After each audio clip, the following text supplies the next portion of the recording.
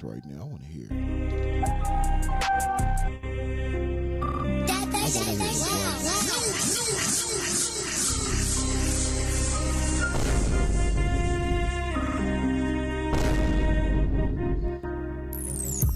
Bruh.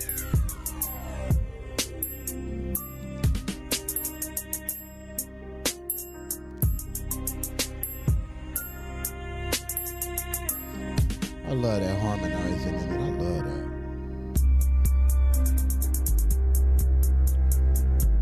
I would speed the tempo up, maybe about 10. Add some drums to it, a couple of snares. Yeah, I had a snare to that. I'm more of a snare.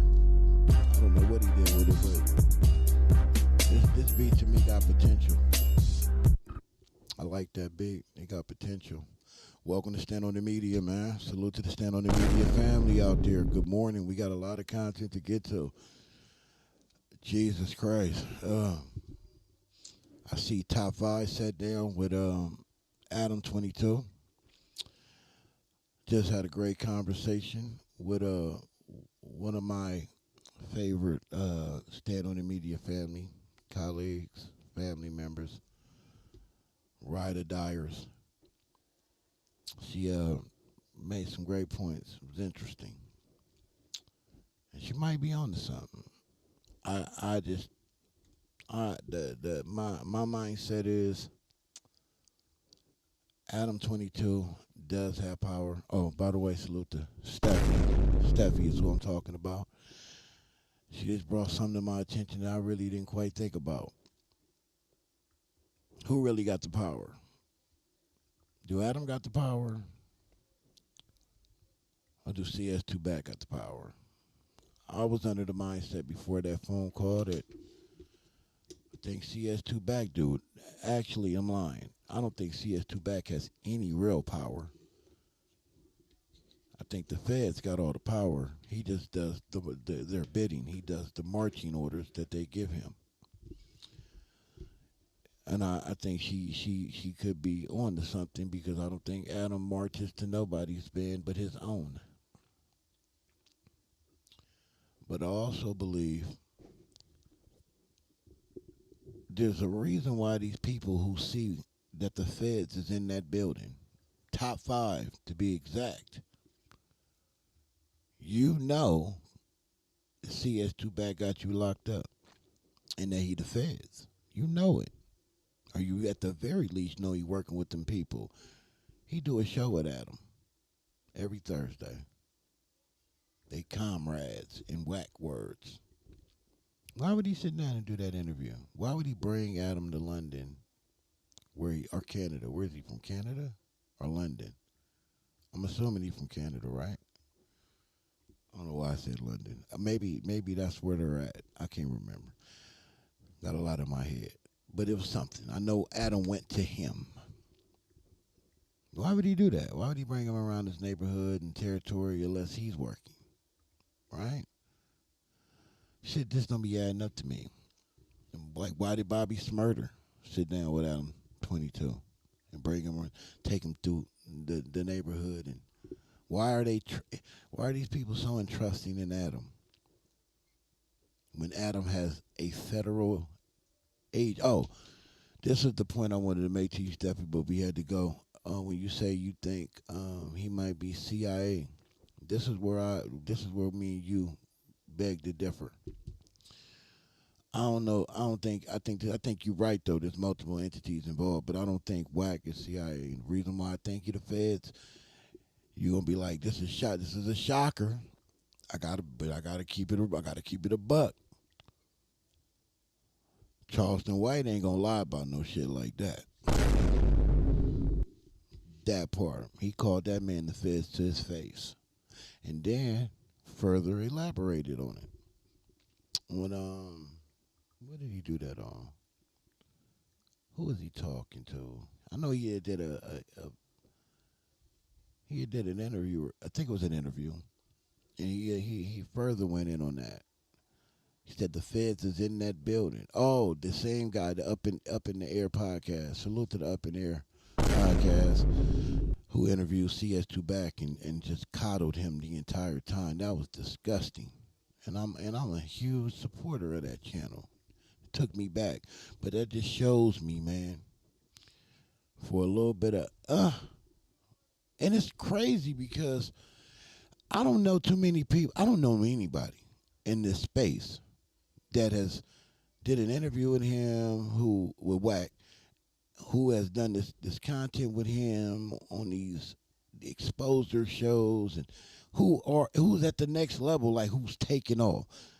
Even like Young Hefe, he came in with his own wave. Anybody who still sustained some type of momentum after the CS2 back interview or conversation or whatever the fuck it is you do with them, they already have their own motion, their own wave. He didn't even add to it. It was like momentary, and then it goes away. It's 15 minutes of fame type shit. It doesn't sustain.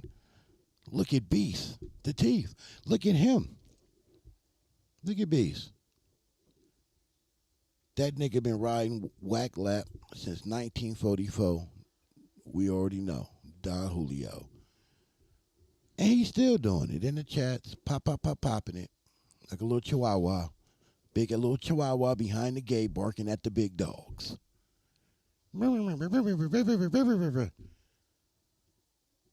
As soon as that gate unlocked or it opened, little motherfucker be quiet. Best to be quiet. Don't even take you serious, little guy. Yeah, you little guy. Don't take you serious. But look at him. He ain't benefited from this shit. So I don't really get it. I don't really get why these people constantly put themselves in the crosshairs. But that's why I feel he could still be the feds and not, part of the CIA or anything like that. Because Charleston White told me. He told me that nigga was the feds. Told him to his face. And like I said, I don't think Charleston White, gonna lie about something like that. Or maybe he got the entity wrong. You know, maybe who knows, right? But what we do know is a lot of this shit we gonna find out real soon. We gonna find out real soon. Hold on, let me make sure this the first video we going to. Yeah, so I'm gonna run this. This has a lot of what we already been covering in it, but what's the name of this? Because at the end of the day, it's like, Sorry, y'all. Just Clips. I used this content before. Salute to Just Clips for the content. He did a reaction to it, and he woke up a few things in it that's a little different than what I didn't even catch. So that's why I wanted to run it. And I think I'm gonna run like 2 of his clips, and then I'm gonna run. I don't even know what the third thing is, but it's interesting. We're going to get to it. You know that. In the Hef Effect way, we're going to commentate. Young and Hefe don't care about number what the check say, baby. That's what they say. They got on his head because he's sitting right there. This is why I think Young and Hefe just sat there when Wack called in and went in on Lush and didn't say nothing because when Wack called in before, and then Young F and he brought up R&B. When Wack brought up R&B, he was like, "Oh man, here we go with this shit." Wack scolded him big time. We didn't get to hear that conversation, but we know we can imagine how that went or text went or whatever it was. So I think Young and Hefe is making a point not to comment on anything that got anything to do with dude. That's what I believe. I don't think it's that he don't want to. I just think he like, man, every time I do, this dude get bent out of shape. And knowing that he the feds will make you move a little different. And I don't want to defend Young Hefe by no stretch of the imagination because you put yourself in that position. Whenever you sign up to do anything with this dude, you put yourself in that position. Like if he was to zap me, right? Zap me up out of here. I can say I went out on my shield. Me and him didn't have no private conversations. I didn't try to get him on my channel to get my numbers up. None of that. Just good old fashioned fuck you and fuck me too. I'm good with that. I could give a fuck about his clout. Yup, and I'm going to do content on his name. And when he out here doing the fuck shit he do, we definitely going to react to it. Sure is. Yep, I benefit from it, just like he do. Keeps him in the algorithm. That part. So, fair exchange, no robbery over here. But yeah, man, Young and Hefe, man, I don't know why he felt the need to do any type of business with this guy, but he did. Before I click on this video, though, there's a lot of people that already pulled up. Gee, I'm looking at the analytics. Jesus Christ. Salute to Selena, my queen. She's in the building. Salute to you, queen. Appreciate you this morning. You know that. Phoenix 44, what it is. Sharn, what it is. D Tweeds, what it is. Goddamn, the bombs is dropping. I Turner, Hernandez in the building. Alex Mack. Real Mac from way back in the Cadillac. 2 blunts twisted in the back. I see you, my guy. Give it like 706. What it is, man. What it is. Jay Dooley. What it is, Jay Dooley. You thought I was going to forget, huh? You didn't think I was going to scroll up. Boy, you crazy. I try to shout out everybody. You know what I'm saying? Because y'all the true MVP, not me. Michael Brown. What it is, man. Last night, man, I got a lot of super chats. Somebody got it was cute. Somebody in the comment section told me, "Oh, you getting super chats and you don't have the premium." Yep, don't have the premium. I think YouTube seen your comment and thought it was a little disrespectful. It wasn't me because I was about to respond to it, but I think YouTube got to you before I did. I don't know why YouTube does that. I don't mind those type of comments. I really don't. Because I like to ask people to get clarity. Like, what do you mean? Is that in a good way, in a bad way? You trying to be sarcastic? I like to try to figure those things out. I don't like to just assume that a person is being a straight dick. But I didn't get that. I didn't get rewarded that opportunity. But I did see you comment on a couple of other things. So I see that you do watch the videos. I want to say good morning to you. Salute to you. What I was going to say to you before YouTube got that comment up out of here was, see, when you do the premium, where I was tempted to get the premium, but what's the name? Nina Boy brought up a good point, which I was already thinking. See, when you get the premium and you react to other people's content, they get a percentage off the bat because it won't play any ads, so they're going to get a percentage of that of you watching their videos. Versus, it's like, when you pay for the premium package of anything, you know what I'm saying? You don't have to worry about the other shit. You get one set amount. You I don't want to go all over the place, but like for an example, you get a $50 cash app. YouTube gonna take a big chunk of that. You know what I'm saying? It's no different with the premium. They're gonna take a chunk of that. You know what I'm saying? Or they're not gonna pay you what you supposed to get paid. Now you put a bunch of ads in it, you probably gonna make way more money than you would off that premium. So when I heard Nina Boy say that, I was like, damn, because I was already in my mind set anyway. Like I would rather just let the videos roll to the max, so they can get the max. Then that little bullshit ass percentage that YouTube is gonna give you because you got the premium. But to each his own, man. Potato, potato. That's what they say. Big Sharn, what up, my guy? We gonna get to this content though, man. I need y'all to make me laugh in that chat. Wait, what? Scarlett Lopez says what? Salute SBG BTV King DZ.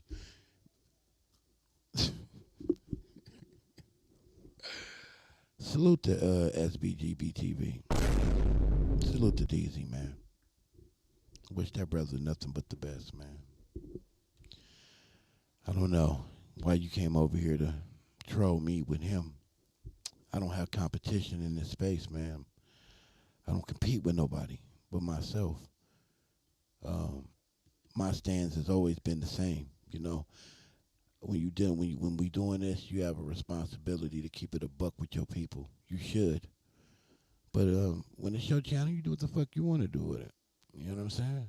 But don't be mad when a nigga call you out for lying to your people. It's just that simple. And he know he lied to him. He know he guilty as charged. He knows that. He may not tell y'all that, but as long as he know, I know. It's all good. I know.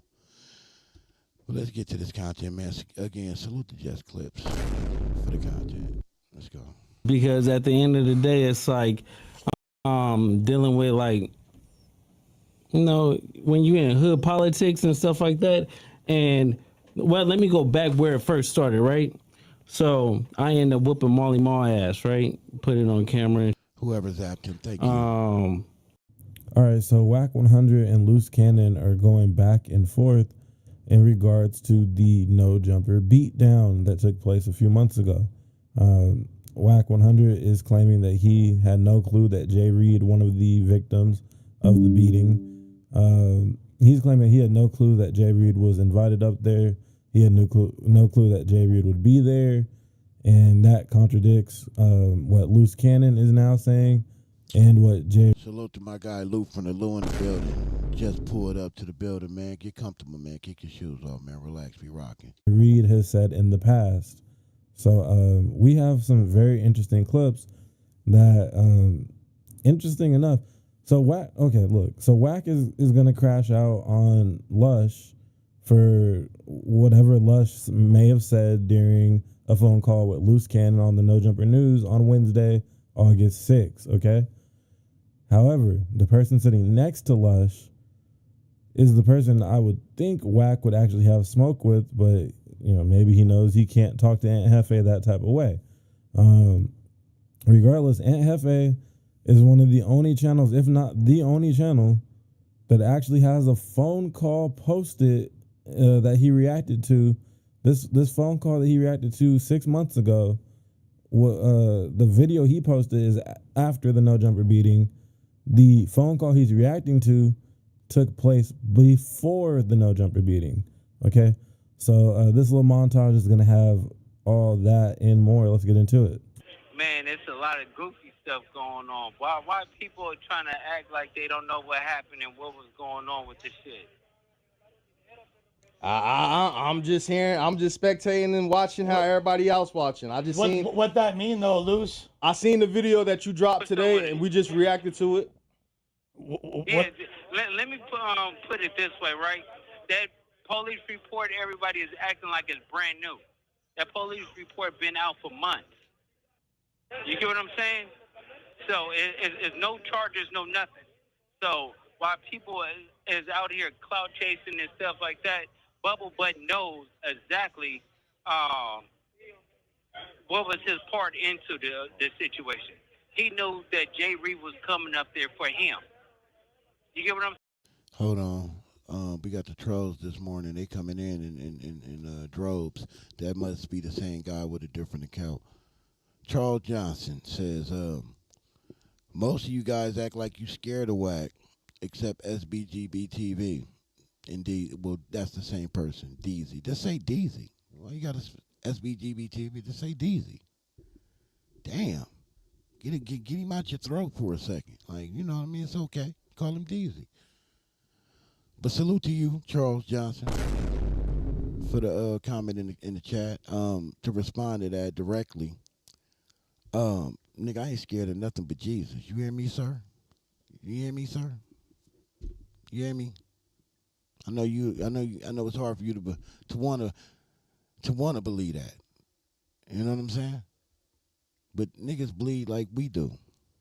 Scared of what? What kind of dumbass question is a statement, a comment is that? Do you not hear me on this mic? You must not be a supporter of the channel or something. Are you stupid, slow, or dumb? Yeah. I don't fear shit. I welcome everybody in. I know a bunch of people who communicate with me could be trying to line me up. Man, you got to bring some ass to get some ass. Best believe that.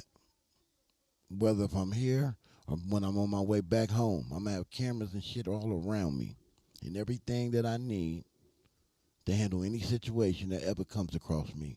Always been that way.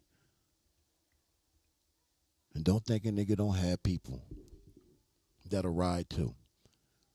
But this deeper than the foolishness, man. You go through life worried and scared and timid. What type of life is that to live? See, that's what CS2 Back has to live every single day of his life. He can't come out his house and come to them parks and them garages, to them barbecues. He can't do it. Everything has to be calculated when he moves. I would never want to live like that. Who would want to live like that? I'm free, brother. Free spirit, free everything. Remember, you got to bring that ass to get some ass. You really got me fucked up. I'm saying, but he just too scared to stand on his word and say what really happened. Maybe he need the no jumper job, and that's cool. If he needs that or whatever, so be it. But just say that. Yeah, it's been a whole lot because I've been hearing, your side, Wack side, Adam's side. There's a whole bunch going on. The media, everybody's covering it, talking about it and stuff. So, no, but you have to think about it is, right? Adam don't have nothing to do with this situation at all, right? Let's get that understood. And then second of all, Wack orchestrated everything. So if Wack knows that the nigga Jay Reed was coming in there to talk about business with Dosh, why is he not just saying that? He could just say that, and then Jay Reed got the pop in it. This right here is where I have to wonder what is going on inside of this shiny, shiny head here. What's going on behind the fish oil?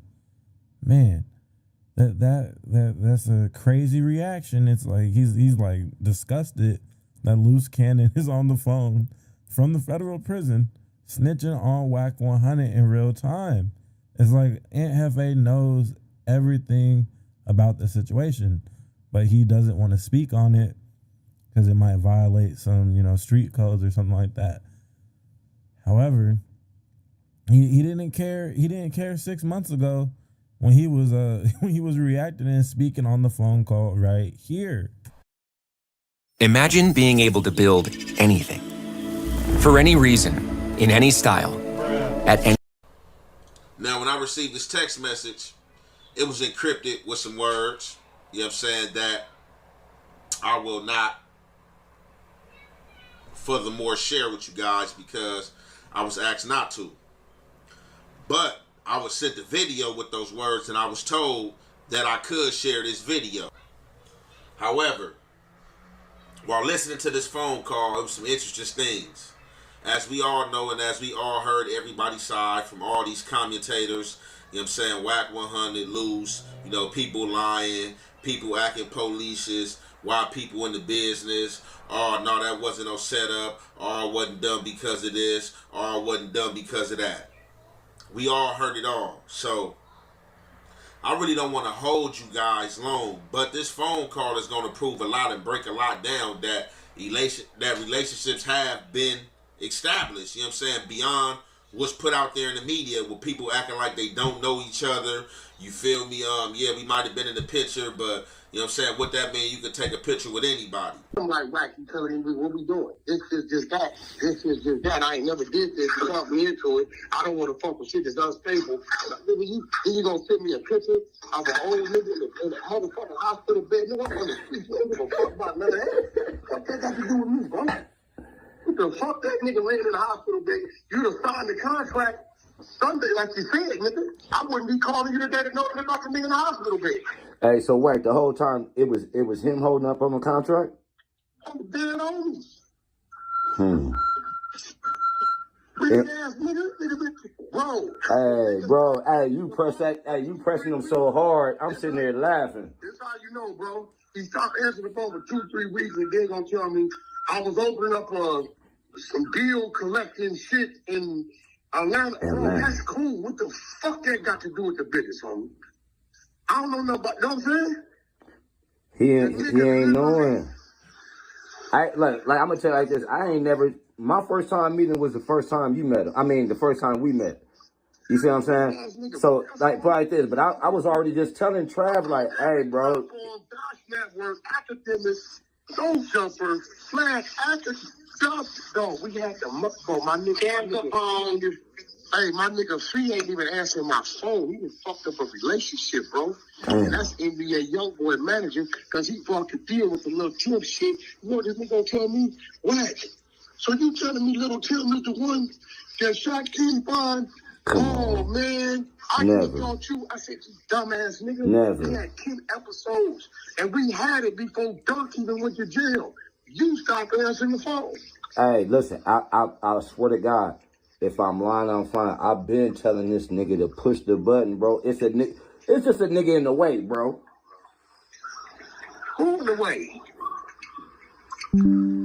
Man, somebody, you know what I'm saying? Some niggas be scared, man.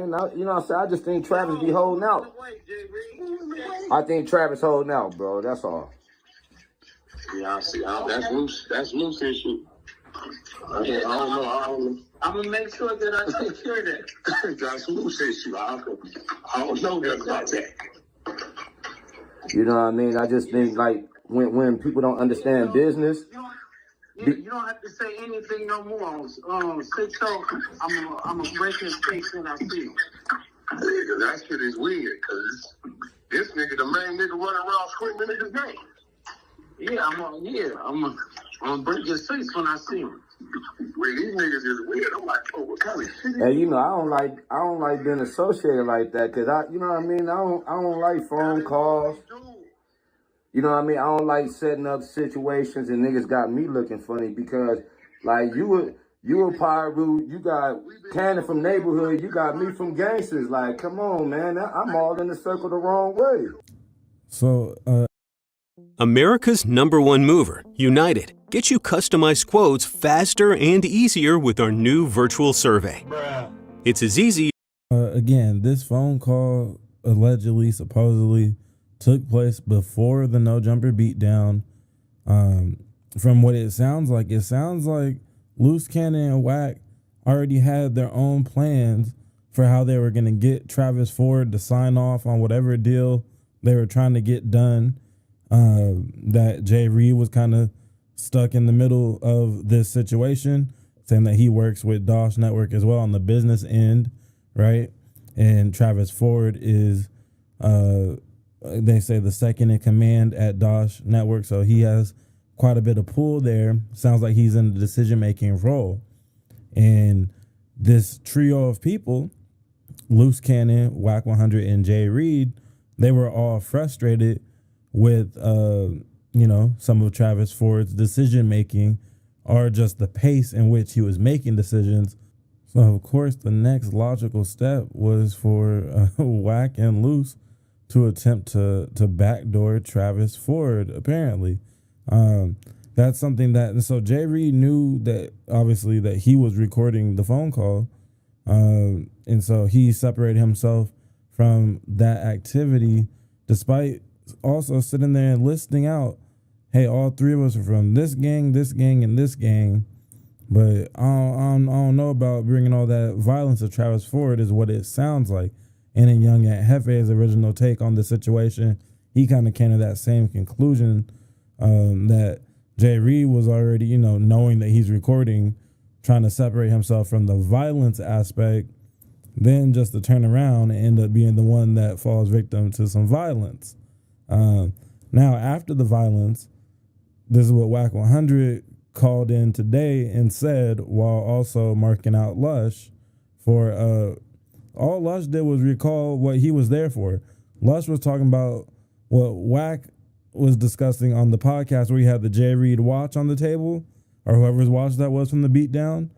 Lush was the third member of the Adam and Wack show that day. So he's just recalling what he took, he was a part of your show. He's I don't know why he has so much smoke for Lush, other than trying to distract everybody from, what all the clips and reactions probably should have been about. But, his plan has kind of worked up until right here, because, well, and again, credit to the Reddit. I can't take all the credit myself. I didn't say, I remember watching that Young Hefe video with 5,000 views on it. Nah, I ain't never seen it until today. But the Reddit burnt Wack out. I'm going to keep it 100. No pun intended. You, motherfucker, was the one calling and texting Jay Reed the whole time. I banged on Travis Ford. I'm like, bro, how this nigga get up there? Who is this nigga? Wack, I don't know. He said Luce called me trying to get me up there. So Travis is thinking, I think the nigga was trying to demo me. Because when he called me, he had no idea you had already canceled, which lets me know you ain't talking to the nigga. I say, Travis, what did I tell you? You been told me the nigga was a snake. I know he trying to lie me. You see it right there. That's where this whole elementary story that's going on. This reminds me of an elementary type lie. I'm not going to cap. So of course, after they planned with Jay Reed, Luce Cannon being Luce Cannon and Wack 100 sat on that three-way call and plotted on reprimanding Travis Ford or whatever it was they were going to do to get, Luce Cannon straight up said it, I'm going to break his face. After that whole plot, though, they then double back, call Travis Ford, say, hey, Jay Reed's trying to line you up. Jay Reed is trying to get something done to you because you're holding up the deal. They try to put all the blame on Jay Reed to then pit, Travis Ford against Jay Reed. Put that seed in his mind that he's a snake. I don't know, I guess they succeeded at manipulating Travis Ford or whatever the case may be. But the whole point was to plant that seed of doubt in Jay Reed, in Travis Ford about Jay Reed. You see, it's really interesting to me how nobody's really talking about the phone call that Young Hefe played on his channel 6 months ago. Because if the whole thing is, did Wack know Jay Reed before the beatdown and all this, or before the dinner where all they did was take a picture, he was just a side character according to Wack, and then the beatdown, The phone call took place before the beatdown, according to Young Hefe. 6 months ago, Young Hefe. I don't know about what current day Young Hefe will say about it. We can only go off of what was already said and reported on, right? But yeah, it gets a little deeper than that. It gets a little trickier than that. Also, 6 months ago, when all this was unfolding, Wack 100's possible biggest two ops, Alex Alonso and the Munchie B, the mayor, they were reporting on this and breaking it down as well. And what they had to say about this took a whole different angle than what Young Hefe played on the channel, to where Wack might be in some deep waters from multiple angles.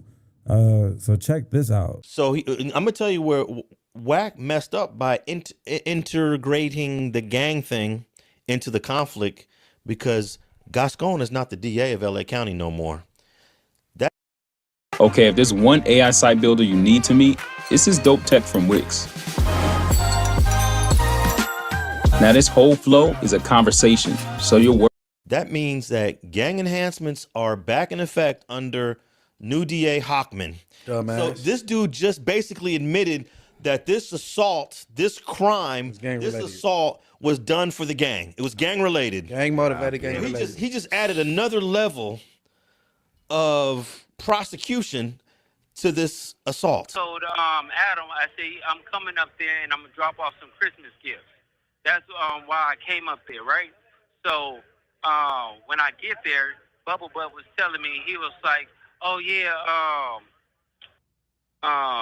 the niggas from Dasha's coming up here." I was like, "Yeah, word." And then like 30 minutes before the filming, he was like, "Oh, Mozzie canceled, but Jay Reed is still coming up here." I said, "Okay, cool." Word. Yeah, but he said that what happened, but then like what was said on the pod and the story that all of y'all said. I'm sorry, I just wanted to point out one thing, though. A couple of things, really. Because we got to put things in its proper perspective, right? We do understand that these are alleged gang members sitting on a federal recorded line, just dry snitching and just direct snitching and implicating each other in this crime. Where do they do that at? And I'm saying this to the people who still look at these niggas like they really gang members and gang bangers and solid individuals. Hell, don't even look at them as gang members. Just look at them as just solid individuals. How solid is that? Because if you niggas think that that's solid, do me a huge favor. Stay the fuck away from me. Period. Stay the fuck away from me. If you stamp this as solid behavior, something wrong with you. If you can't tell that this dude working and CS2 back, I don't know what else to do. I don't know how else to prove this to you. Just listen to CS2 back calling in. When he calls and does what he does, he know that the building is wired. You remember what he told Hocus 4/5 when he was on about Clubhouse? Nigga, they listening. They whatever I'm saying, they using that. I got an example of that. Look at Big U. When I get to talking about shit get different. He telling you. Telling you. Keep fucking around, you gonna find out. He telling you I'm a rat. He telling you I'm the feds. The nigga done pull badges out, everything. The Crip Cop, no different. And I'll be in the comments, in their comment section, reading the comments. Oh, I needed this laugh. I'll be in the comment section, and these people be in the comment section. Yo, salute King. Hold your head up. They can never stop a real one. Bruh. The fuck? Oh my God. Nasty, nasty work. Go look at these niggas' comments when they go live or whenever they do some content. Go look at the comments and listen to these suckers, these sheep that be in the comment section. Nah, Luce, you a real one. They can't hold you down. Sweetie, he ain't snitching. No. He a real ninja. Man, you niggas don't know what real is.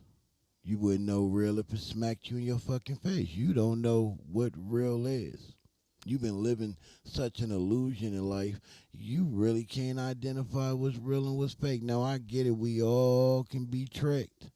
Hell, we've been tricked now, right? We at one point thought these was real solid individuals at some point.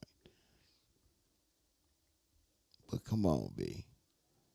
When you see the proof before your eyes or your ears, how you gonna deny that? How you deny the undeniable?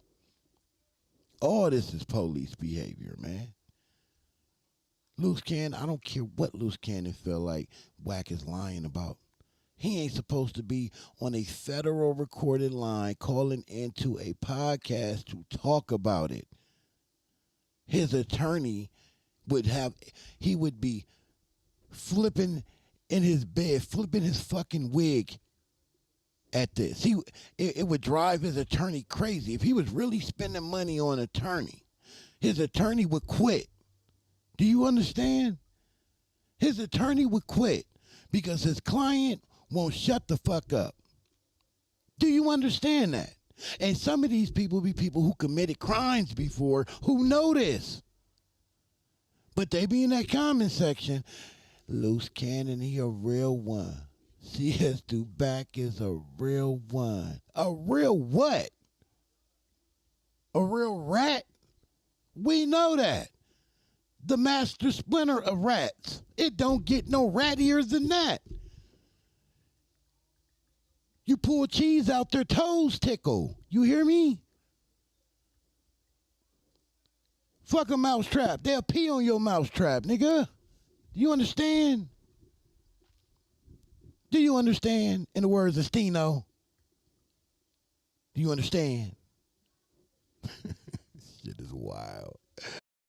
Was that Jay Reed started turning up and started going bad, or his homie did, and that's why, that's exactly what happened. Luce says, so you came up here for content, right? He says, well, however you want to put it, cuz. How'd they come up here for content when they didn't have anybody filming? You're missing the point. Great question, Grand Mason. Very good question. It was a valid question. But you know CS2 Back classic move. You're missing the point. You're missing the point. The point is whatever I need the point to be. So you're missing the point. The point is this is some gang-related shit. So now we can bring Rico in the case. Let's bring it on in. That's what you're missing. You're missing the point. No, we got the point. We know exactly what the point is. Your ass is nervous right now. We know it. It's coming. Oh, it's coming. That ain't what that mean. What's right? the content then? That ain't, look, content means you can That's have a exactly camera what or that your means. ass can be content, right? So Luce tells him, you came up here for content, right? He says back to Luce, whatever, cuz how you want to put it, on gangster. Luce says, nigga, this on neighborhood. Okay, in this jungle, Adam, anything gangster crip, anything neighborhood crip is automatically enemies. I heard. Guess what? So he was popping it, and a situation happened, but he was popping it. All right, so I'll be honest. I think that the whole gang enhancement element, I think that Wack was trying to put that on Luce, to be honest.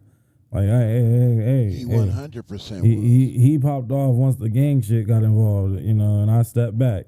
He was throwing that on Luce also. Like, he threw the whole blame of this on Luce, which he double, triple, quadruple, whatever amount of doubling back on that particular element happened again on the Wednesday news show, you know, the August 6th joint. He said, no, that whole thing, that was between Luce Cannon and Jay Reed. I don't got shit to do with it. He's trying his best to have, display plausible deniability, but the three-way phone call leaking, thanks to Jay Reed and however that made its way to Young Hefe, that's what happened. Aunt Hefe received permission to post that three-way phone call, and by virtue of that, it was leaked to the public. Okay, so that call is looking crazy, and then like the out of Wack's own mouth saying, well, the situation popped off because of this and that. If that's your cover story, that's still kind of wild that the cover story has some incriminating elements to it.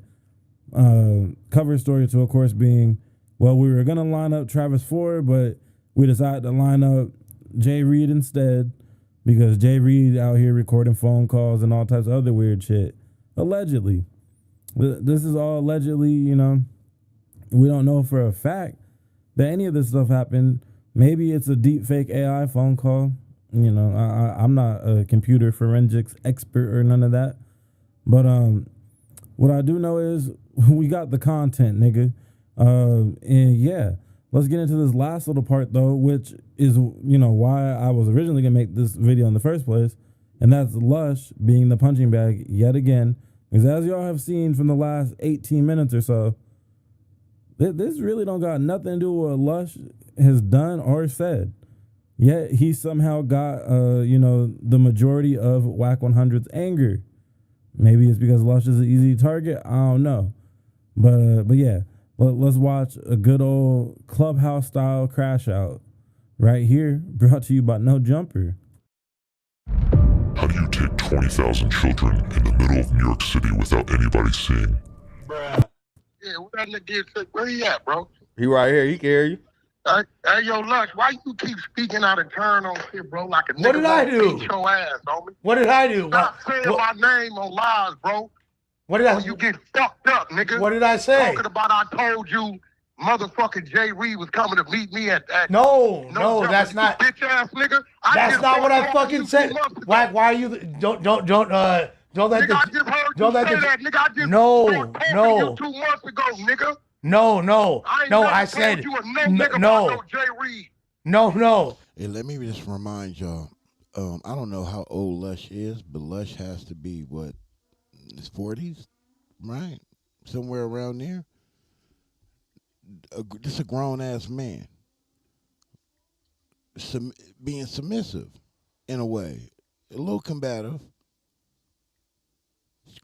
scraping and scrambling. To another grown-ass man. Just talking to you like you ain't shit. And you just gonna take it. At the very least, my guy, why you didn't get up and just walk the fuck off? This ain't content. Like, this ain't podcasting, nigga. This is a angered little man calling in, yelling at you like you a little kid. And you just sit there and deal with it. Like, nigga, we can have a conversation, but we ain't gonna be doing none of this yelling and just being. You can just come on up here to No Jumper. Let's just have a conversation face to face. If you feel that strongly about it, if you got bitch ass this and bitch ass that, you can come talk to me in my presence. You gotta prove I'm a bitch. Come tell me that. Come tell me that. But he sit there and take it. Real submissive. That's not what I My said. name, nigga. Look, listen, bro. Stop playing with my name, nigga. That's not what I was saying, Wack. But nigga, what you saying then, nigga? No, and I said, look, I said that's the narrative for a while. I never said. How is that playing with your name? He's entitled to feel how you want to feel. He can dissect the content in any way he want. Did he disrespect you by calling you out your name like you just did? You feel like he's misrepresenting the content. He felt like he isn't. He's following it just like everybody else. So they say a hit dog will holler. He did a lot of hollering in his audio. Wack knew. You said Wack did say that. No. I got taken out of Nigga, I just context. looked at it. You You kind weird ass of, nigga. I think you did say that. Is that what I said? said? You did, you Yeah, bitch ass nigga. You said name, nigga. You said that's what. And that's what, and then Luce asked me what. I said what Wack said on the air. Hey, nigga, I just started talking to you 2 months ago, nigga. No, I didn't. I wasn't talking about. I literally said what was said on the air. And if I said it wrong, like watch the whole Nigga, clip. you said Wack said, listen, nigga. Bro, I done did said not it say 20 that. times. I don't know Jay Reed. You know what's crazy about this stupid ass nigga Luce Cannon? He must ain't read the police report. If he read the motherfucking police report, right? He tells on himself. You the one put the video out, nigga. You did that. Now, my meeting was with Adam, Mozzie, Travis Ford, nigga. That's it. Right, and that's literally what I said. Now, that let me Wack tell was you there. what Luce Cannon didn't know. I didn't say anything about Luce Cannon Let knowing me or tell you not. what he did. Oh, I got a question in the chat, man. My apologies, chat, man. I'm gonna get it together. Question in the chat. Stand on the meeting in my chat, fam. Do you believe with semen time? Let me not do that. I know that's y'all thing, but I ain't gonna do that. Demon Time Exotic is saying about Luce and CS2 back now. What is he saying? What is he saying? I don't know what he's saying. What do you mean? What do you mean by that? Let me look through the chat and see if anybody is saying. But so what did he say? Demon Time knows exactly what they are and who they are. If you don't think he know that, then you're crazy. Salute to my guy Funk Face in the building. Yeah, Demon Time is not done by no stretch of the imagination. He knows exactly who those two are. Danklin UFO. Salute to you, my guy. A tall Gary Coleman. That's funny. Salute to you, my guy. That's funny. Look at Wack looking at Luce like, I bet you're not gonna say nothing crazy. Yeah. Southern Force in the building. My guy from Clubhouse. Me and you, bro. We gotta work. We gotta get together, bro. Yeah, we gotta get together, bro. We posted Ben did that. Got a little messy there for a little bit. I ain't gonna lie, I question shit. You know, nigga, a little paranoid. You know that already, my guy. When you dealing with these devils and these snakes, you know what I'm saying? But I know what's real and what ain't no more. I know who you rocking with. So Southern Forest, me and you got to get together, bro. Let's do it like we planned on doing it. I'll be home soon, bro. I'll be home soon so we can run the Clubhouse with the YouTube and all that, man. So just be a little patient. We're going to get right to it. As soon as I land, as soon as my feet hit them grounds, I'm ready. We getting to it. You feel me? Let's get to it. No, right? Because I put it up on my Instagram channel. What Luce Cannon didn't know is me and Mozzie had closed the deal a month prior. I keep telling y'all, and I done told the world this, I already knew Luce was on some snake shit. We already, go look at my Instagram, nigga. It's 3 names, me, Mozzie, and R&B. Luce ain't nowhere on there. Go look at the date, 11/21/2024. So if me, Mozzie, then already closed our deal. And Mozzie just went and did a thing yesterday saying, nigga, I don't know you. You ain't never been part of my company. What the fuck are you talking about you up there December 26th to do what? Now, what Luce don't understand, since you want to talk, hey, you little bitch ass nigga, I asked you 50 times, how the fuck did Jay Reed get up there? You sat there and told the world you don't know. But yet Jay Reed got phone records he done turned in showing that you called and texted him between the hours of 4:30 and 6:30, sending him the fucking address to come up there. So you the stupid ass nigga, which makes us know that you's a motherfucking rat. Cause ain't no nigga that got attempted murder over his head that's on a video that he released ain't worried about it. And now all that sounds. Now, ain't it a little awkward though? Don't that make y'all feel a little weird when you hear an actual Fed or CIA operative calling somebody a snitch, a rat, and all that? You the rat? Yeah, it's only ratting when they ratting on you. When you do it, it's something different. It ain't ratting. Is you doing your civic duty? Is you exposing? You're the exposer. Yeah, it's cool when you do it. It's cool when they do it. It's a problem when you do it. I know. We hear you. So it's a problem with you. Ain't a problem when you do it. It's all love when you do it. It's all different. Anywho, let's finish this out and go to the next one. Then we're going to keep cooking, man. If y'all want to watch that top 5 video, let me know. Oh, and I think Luce Cannon dropped a video this morning, actually. So let's finish this out. Sounds fine and dandy, but it all spins back to that phone call that's on Young Hefe's page. Young Hefe and everybody else was real quiet. Lush just doesn't learn from his mistakes. I done told y'all before, I'm going to tell y'all again. Lush, he gets into most of his no jumper related beefs because he likes to side bus. It'd be somebody else's phone call and he chiming in on the side. And then wonder why he got Rich Trapper on his tail. Wonder why he got so-and-so on his tail. It's because when they was calling in to say they piece, you over there laughing mad loud or full-blown adding commentary to some shit you might want to just be quiet on. Granted, Lush was a part of the interview or whatever interrogation that had the watch and the spotlight that was just on Wack 100's bald, shiny head. Real quick, Fan West TV in the building. Salute to my guy, Fan West TV in the building. Let's go. Lush was there. I forgot he was there, but he was there. Dressed crazy as ever. But really, that's all besides the point. That phone call on Ant's page, at the end of the day, that's all we need to know. He's saying he don't know dude. He wasn't doing no business with him. Now apparently he done told this Mozzie dude. It's not Mozzie. I don't think it's Mozzie the rapper, because Jaleese would have been yapping, oh, I know Mozzie, blah, blah, blah, blah. It would have been a whole Sacramento, Stockton, whatever the hell, all that shit that she's there for. Real quick, where's Smoked Out TV? Anybody know where Smoked Out TV is? When the last time y'all seen my guy Smoked Out TV? Because it's been a minute for me.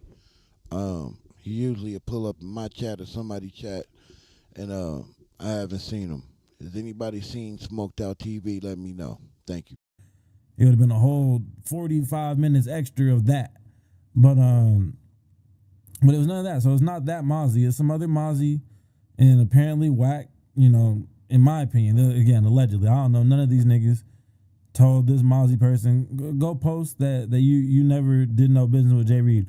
Or maybe the Mozzie dude, he might have his hands in the streets here and there, or just has a certain set of morals and principles. And ever since Jay Reed took the shit to court and is on the front page of TMZ and all this stuff for suing No Jumper for the beatdown, now he's disowning the guy. But in that phone call where they were all, the three amigos were trying to line up Travis Ford because the deal was getting slowed down, it sure sounded like Wack 100 knew Jay Reed then. And like he knew him from the business dealings that he has with the negotiations going on with Dosh Network. All right. To close this up though, Dosh Network is already starting off more controversial than Zeus, which is saying something, because Zeus, there's a lot of YouTube documentaries about all the shady shit that goes around in just around the whole Zeus Network brand. So I guess they're trying to recreate it, but even with more controversy on the business end. You got controversy at every corner over there at Dosh, in large part thanks to this No Jumper fiasco. On top of that, though, I kind of see why Wack 100 and Big U were cool for a good period of time before they're falling out. There's a lot of similarities. Now, Wack wasn't saying that he's doing an anti or gang prevention type nonprofit that and then still being actively involved in street activities and all that stuff that's alleged on Big U. But as far as just the janky business operations, you still doing business as if it's the Suge Knight era. You know what I'm saying? And Wack was so vocal about all that. Salute the beautiful black lady BBL just pulled up to the chat. Ain't seen you in a minute, but I appreciate you pulling up. Salute to you, Quinn. Yeah. Beautiful black ladies in the chat. Salute to you. Let's get back to it. And trying to, cover up his tracks by being so for the children, wanting to lead people down the right direction and this and that. But you on the phone call saying, yo, yeah, Cannon gonna handle that. Kendall gonna handle that. And then Cannon come in, I'm gonna beat his face off. I'm gonna beat his face off. Like, all right. I don't know if that's the influence that we want on the children either. You got your money, you went legit, but then, the next week is still on Pyru and this and that. I'm confused. I'm a civilian, non-affiliate, non-street nigga, all that, right? But I am confused. Which one is it? Are you clean, legit businessman? Or are you still thugging to get deals signed and done? Is Wack 100 hanging people off of balconies? Like, I don't know. It's crazy. But at the end of it all, we're going to have to wait to see how it all plays out. There's no jumper trial shit. Looks crazy. It's starting off real crazy. And Wack already, he's moving real, like, irate, I guess is the word, right? I agree. Real irate and slightly irrational. I think if anything, it would make the more radical. Yeah, he's a little irrational, but really radical to me. He's a little erratic. He's a little bit like you know what I mean? Like he get touched a wild wire or something. You know what I'm saying? A loose wire that just like he just zapped him or something. Something wrong with the nigga, man. Something going on. I mean, the fear of going to jail for the rest of your life, damn near 50 years old, could do it to you. You got arthritis, you got dementia, you got Alzheimer's, you got all type of ailments, man, and then you got to sit in a jail cell in that skinny ass little bed with that little bitty mattress for the rest of your life. Yeah, that'll get to you. Them hairs in the back of your neck get to crawling up. My shit start crawling when I got to thinking about it. God damn. Like, ooh, I don't want to do that ever again. You know what I'm saying? I don't ever want to go to jail ever again. Run up on me playing, I'm going to do it to you, though. Lights, camera, action for the world to see. I can promise you that. And we'll figure out the rest of it later. Most sense to maybe just be quiet in regards to this entire situation with Jay Reed until there's a decision from the courts. Hold on. Salute to my guy Lou for the Lou. That's funny. That's what I need. God damn it, give it to me. He said, you right. E-rat a co.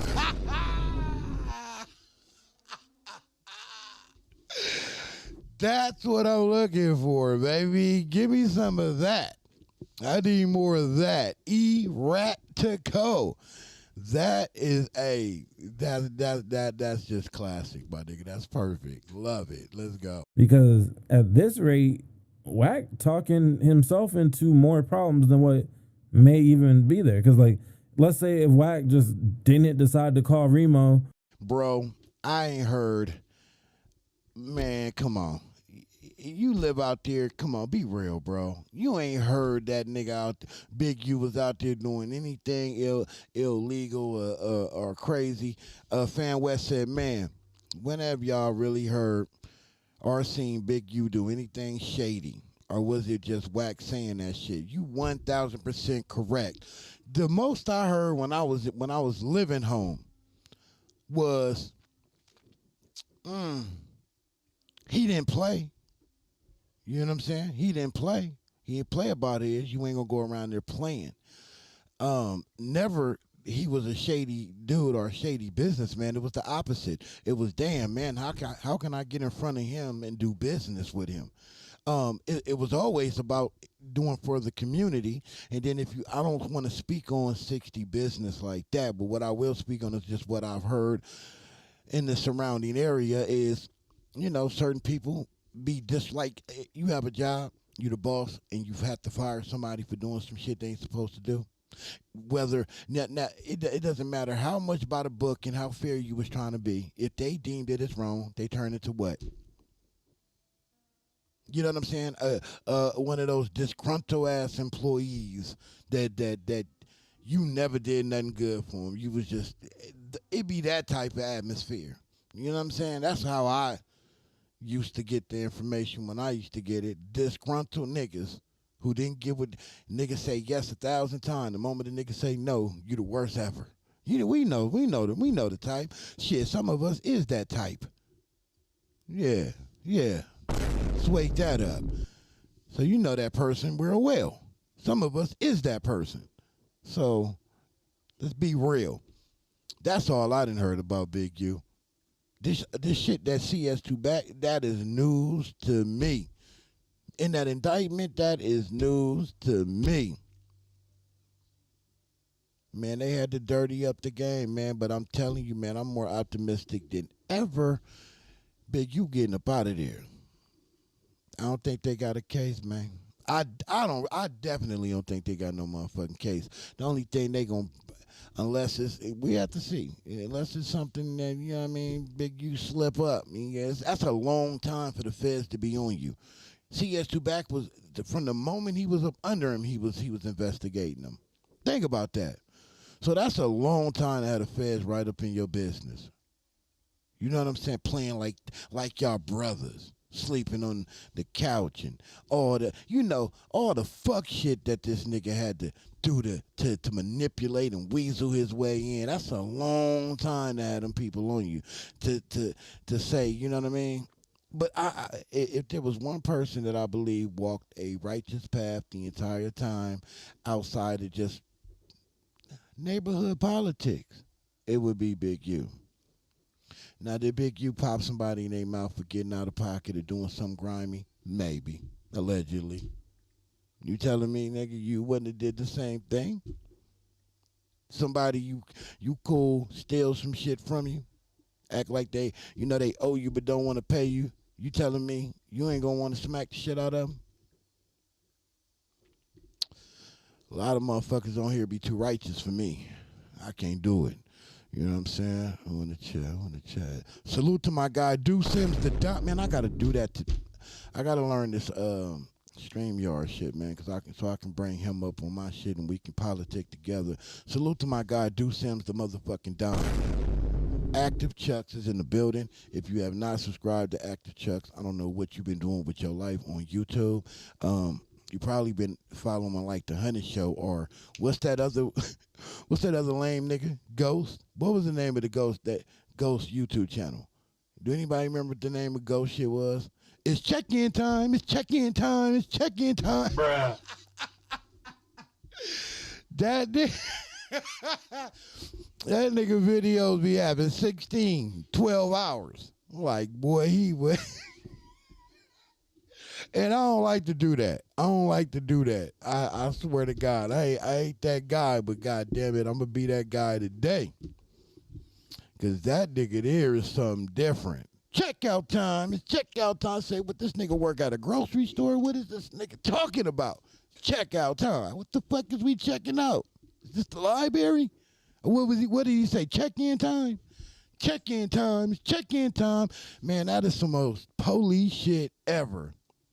It's check-in time. Who the fuck is he? He a probation officer? Niggas checking info. The fuck? What's wrong with these niggas? Lou from the Lou in the building, man. D-Twins been in the building, man. Deuce Hibbs in the motherfucking building, man. It's gonna be one of them mornings. Salute the scandalous Los Angeles TV to the GOAT. A dose of reality TV, the second GOAT. The goats of all goats around this motherfucker. So we got Jordan, we got Tom Brady. Who else is a goat in a respective sport? We just got the goats all around this bitch, man. Put some respect on it, man. You know? Let's finish this shit out, get to the next one. So you could yell at Lush and call Lush a liar. I probably would have never made this video. The Reddit would have never put that video up from Young Hefe's page that has 5,000 views from 6 months ago. That nigga Young Hefe's views been through the roof since then. So that's kind of like Young and Hefe looks so uninterested. Just look at the screen, man. Why that nigga look like I do not want to be here. He's so annoyed that CS2 back is calling in on his motherfucking airtime. is driving him crazy. And I ain't even mad at him on that though. It's like, damn nigga, you got your own segment. It's called the Adam and Wack Show. Talk about that shit there. Afterthought on his page. That's why I think there's a chance that he genuinely doesn't remember even making that video. At least in the moment on the live stream off that good dope he be smoking. But let's say he does remember and he Expo line in the building. Expo line and in the building. Salute to my guy, man. Let's get to it. just playing it real. He keeping it real. I'm not about to try to incriminate this nigga even if you don't like him and all that. It's like for sure. And, you know, I'm not trying to incriminate him. Man, did I salute Alex Mack? We gonna move, man, because y'all want to hear the rest of this, then we gonna go over there. Y'all go over there and do it up, man. Give him them views on. You know, he doing his ass little spill. Alex Mack in the building. Neither. I don't know if I said that or not, but it just in case to cover all bases. We gonna move to the next video though, man. Salute to I think it's his channel too. The next clip, I think. Let me make sure. Yup, Just Clips, yup. Salute to Just Clips, by the way. Salute. This video is, the one we about to react to is this lawsuit could end no jumper in Adam22 versus Wack 100 beef continues. Did I react to this already? I don't think I did. Did I? Let's see something here. I don't think the same one. Let's close this out. We don't want to see that no more.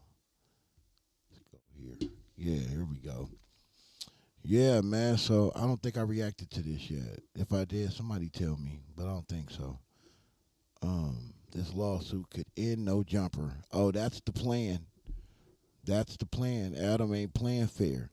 He bringing people up there to go at R&B. Oh man. Salute to Stan motherfucker G. the GOAT of the past 2 weeks. That shit's hilarious. Oh man, Energy Gang Global. Salute to that. But let's see what my man talking about on this one. The blacks say, hey, man, what's going on? And then he'll come in, pardon Larry Hoover, the blacks built this country, and then says, I'm going to pardon Diddy.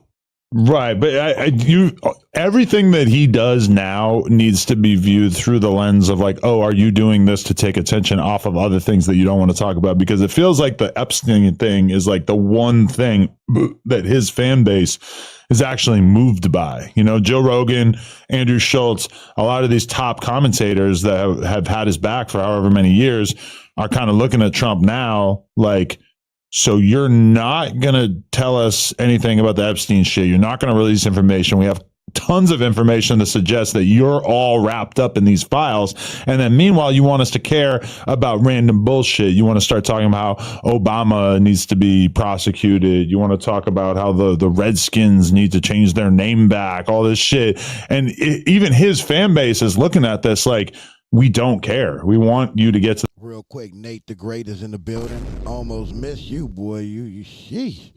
Expo line, I think I already gave you, but I'm gonna give it to you again. But Nate the Great podcast is in the building. Salute to you. Appreciate you being here. Think this might be my first time seeing you. If not, my apologies. But nevertheless, you here now.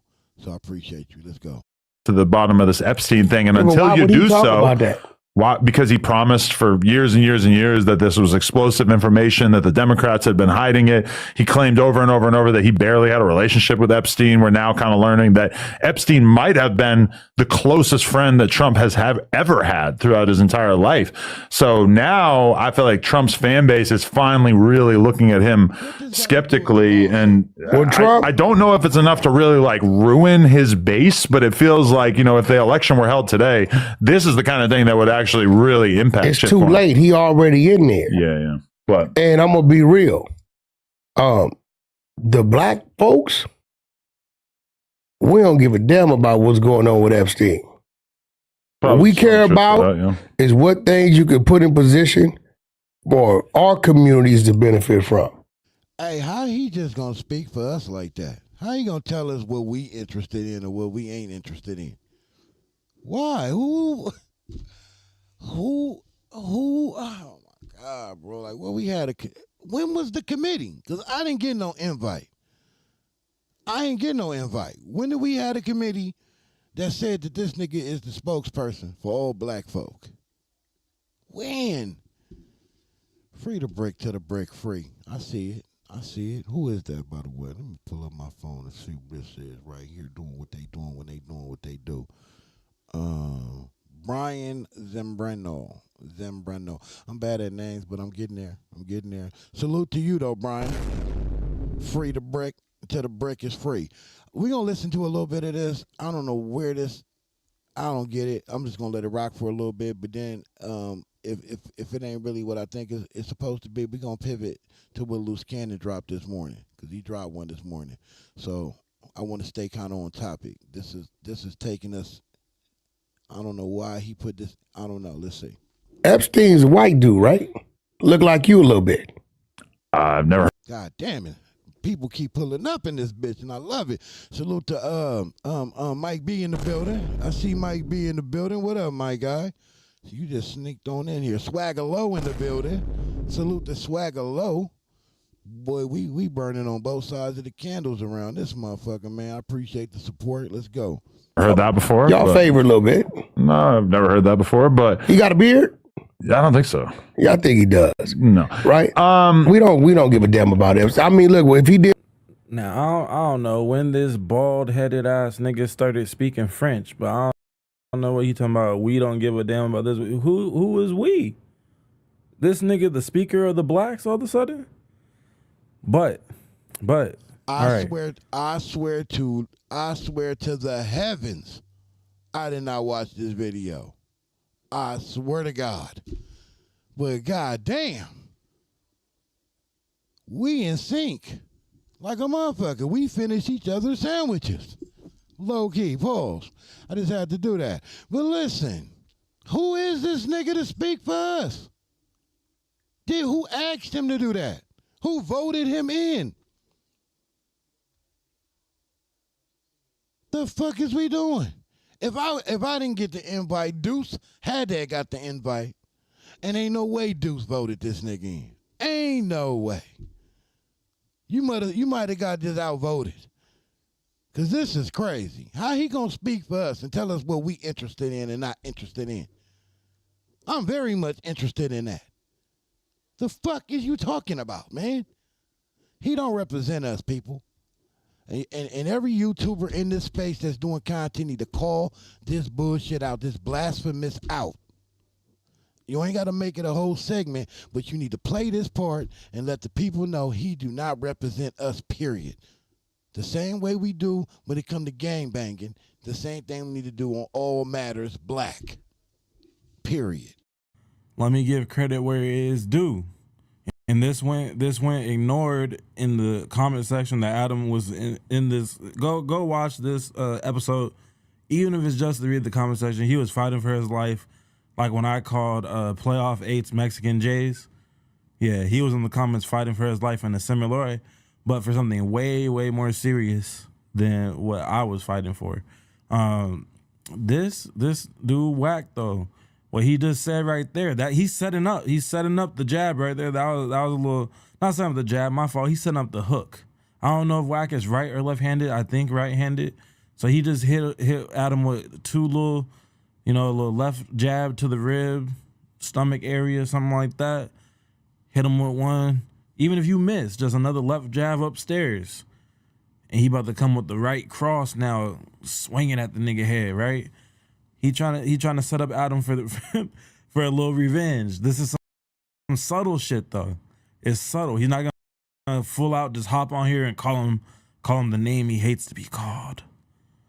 The name that I don't even be saying on this channel. I'm not gonna sit up here and call him Adam16. But that's what that's what Wack is basically going to be alluding to here. He already started it. He already set it up. He said, you and Epstein look the same, don't you? They don't really look that much alike. I'm going to put Epstein's picture in right here, right now. Imagine being able to build the tool you need just by thinking about it.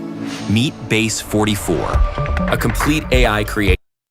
And I don't think they look that much alike. I don't think anybody ever said Adam looks like Epstein. We would have been running with those jokes. Look at your twin. Look at your twin out here wilding, Adam. But what he's saying is, don't y'all have some similar shit going on? Or, you know, in your case, had some similar shit going on? It's something to the children. I hope the children are all right. But end of the day, that's something that was happening in Caucasian land that really ain't our thing. I don't know if he was taking part in young black girls, but he certainly was having sex with a lot of very, very young I've white seen girls. Epstein Island. I've been out there. If you saw a video of Trump fucking a 16-year-old, would that be enough for you to turn your back on him? Depending on what state he was in. So you're more concerned about the legality of it. Well, see, here's the thing, right? And I tell people this.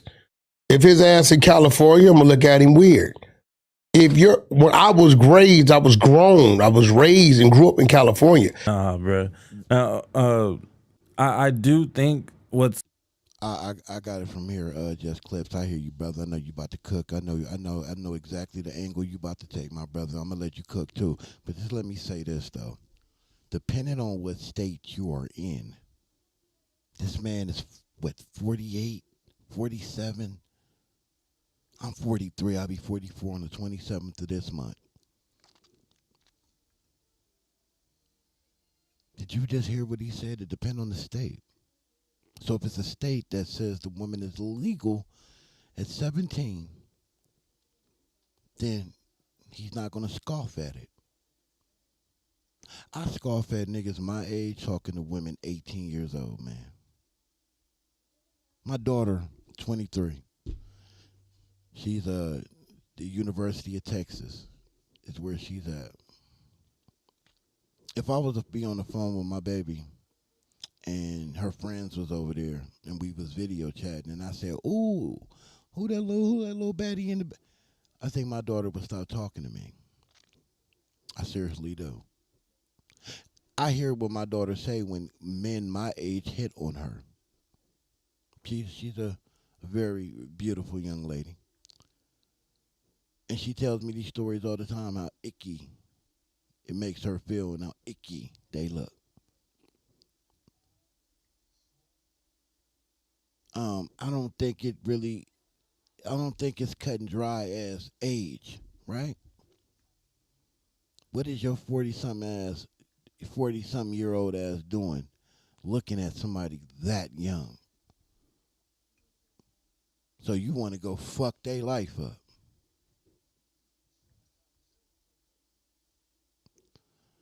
Some sick ass shit. Then he said, I've seen the island or been to the island. Oh, we know. We know. There was a lot of sacrifice in that day. And it wasn't for the Congo or the Queen either. We know. What's about to be followed up here is jabs at Adam a little bit. But to go with this is like, Wack is like in between beefing with Adam and keeping it cool. So now you're justifying being in business on camera in business with somebody with, you know, the allegations of this similar nature. Oh, but you know, you're from the East Coast. In the East Coast, the age of consent is different. So, you know, you was younger back then and you was 23 or whatever the hell. And that's how y'all get down over there. It's not illegal over there in the East Coast. But if if the allegations were in California, then, you know, Adam, you was tripping. But as long as what you did allegedly happened in the East Coast and shit, you waited for the like all right, cool. You want to justify why you're still at no jumper, but if we all know if Adam and Wack have a messy fallout, Wack gonna be on the internet talking about Adam 16 this, Adam 16 that. We know that's how you about to get down, just like Lush did when Lush departed. Lush went on a whole hate campaign just to come on back and kiss Mass's boots. Now, I don't think Wack would come back and kiss Adam's boots, but we know you would definitely run the first part of the Lush departure play. You running that. Now, also, this brings me to academics, because Big Trav in the building, salute. Big Trav in the building. Appreciate you, salute. Academics Wack loves calling the academics, trying to get his little, you know, subscriber boost that comes from a good academics phone call or whatever the case may be. You love networking with academics whenever he's on stream, but he got a lot of weird shit around his name. He has himself on audio saying 17 is the same as 21 to me. That audio clip surfaces again here and there, but that's like an old ass clip. That's been a thing around academics' name, is that whole weird gray area, age of consent varying from where you live type of thing. So you're okay with academics having said that at one point and things like that because it's good for business. But if Luce Cannon had that same audio out with y'all falling out, we know you. Yeah, okay, so Luce Cannon's a bad example. Who's a East Coast op of Wack of Wack 100? Hassan Campbell. I don't know if they patched it up or what, but let's just say if Hassan Campbell had those same allegations. It's simple for me, right? I'm reading in the chat a little bit. I'm trying to stay focused over here though. But it's simple for me. If I got a problem with my daughter, whatever the age is, if I have a problem with that, then I would have a problem if I was in that position. Period. I've always been attracted to older women all my life. I ain't gonna lie. Shit. I've always had older women. It's 15, 16, 17, always a little older. Not crazy older, but older. But even if I wouldn't, even if I just, just go where the wind blow, I'm looking like anything under 30, I don't know. Because I don't want to be too judgy either. You know what I'm saying? Because, you have sophisticated women that are at 25. I don't want to broad stroke my opinion, because everybody has their own opinion when it comes to this. You got to be careful. I'm just speaking for me and how I see things. Not saying that this is the way it's supposed to be or this is the way you're supposed to think.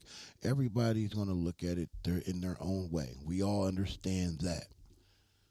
Anything under 30, for me, I would never even entertain. But I'm not even going to lie. I wouldn't even entertain 30. 35, now we talking. I'm 43. So 35 up, now we're talking. I'm not going to lie. 30 down, I don't want to rule. I don't want to lie and say, no, I wouldn't absolutely do it. And then one came through and knocked me off my feet. And it was just, all the stars aligned and all, you know what I mean? Like, let's be real. But I damn sure ain't about to be looking for it. If I was on a dating website, anything that said 30, I'm bypassing it. Just me, though. Just me. So you add the element of a person saying if a girl is 17 and you my age or older, you're looking, that to me is suspect. I'm not saying that you are or you aren't. I'm saying it's suspect. And you know it's suspect, or else you would be, vocal about it. You know what I mean? You wouldn't even feel the need to really defend it because you feel, it's nothing to see here. But it definitely is something to see there. It's suspect that you would look at someone that young in that kind of way, period, to me. At my age. That's a baby still who's just about to experience life, what life is really about. All the way up until that point, that baby was sheltered and guarded and, was on purposely withheld from seeing or dealing with certain things because too many things at one time can really take a toll on a person. But now you are about to experience it all for the first time, really. And then you want to bring your 40 and 50-year-old ass into this young kid's life and do what exactly? You supposed to be unk around this bitch, not sugar daddy. That's suspect to me. Very suspect. And these niggas say this shit nonchalant because they want to normalize it. They want this to be the norm. That's why they go to these different countries where it is the norm. There's something fundamentally wrong with that, though. I don't care what part of the world you're at. There's something fundamentally wrong with somebody being my age, entertaining somebody that young. It doesn't even make sense. It's not even logical. It's not logical. It doesn't even sound right. But they want to normalize that type of thing. Pay attention to this. That's why, man, your children, men and women. There's no men don't need that type of guidance and protection, but women no, both men and women. You know, we got to really start investing more into our kids, man. And a lot of it is just conversation. And the knowledge, the wisdom that you have obtained throughout life is so important to pass that down to your kids as much as humanly possible. You know what I mean? We can't just depend on the school system to do it because that's rigged. You know, in certain places, that's why you can go to a private school and get all the tools that you need. But in the public school, very limited resources, limited funding. You know? So we can't depend on the school system. And I damn sure not going to depend on society to raise my children. Not even a little bit. A lot of it is just having real dialogue with our kids, man, at a young age to help protect them. But once they leave that nest, they in the driver's seat. So if you don't feel extremely confident that you have instilled the most knowledge that is humanly possible into your children when they left that house, that means you still got work to do. And if you feel like you have did that, then that's level. That's one step. I'm just a firm believer in, man. Once you a parent, always a parent.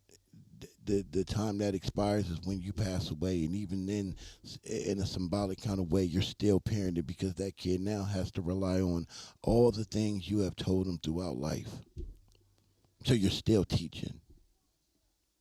To this day, certain things that I do or I react to certain things, I can remember my pops saying, "Hey, the fuck are you doing?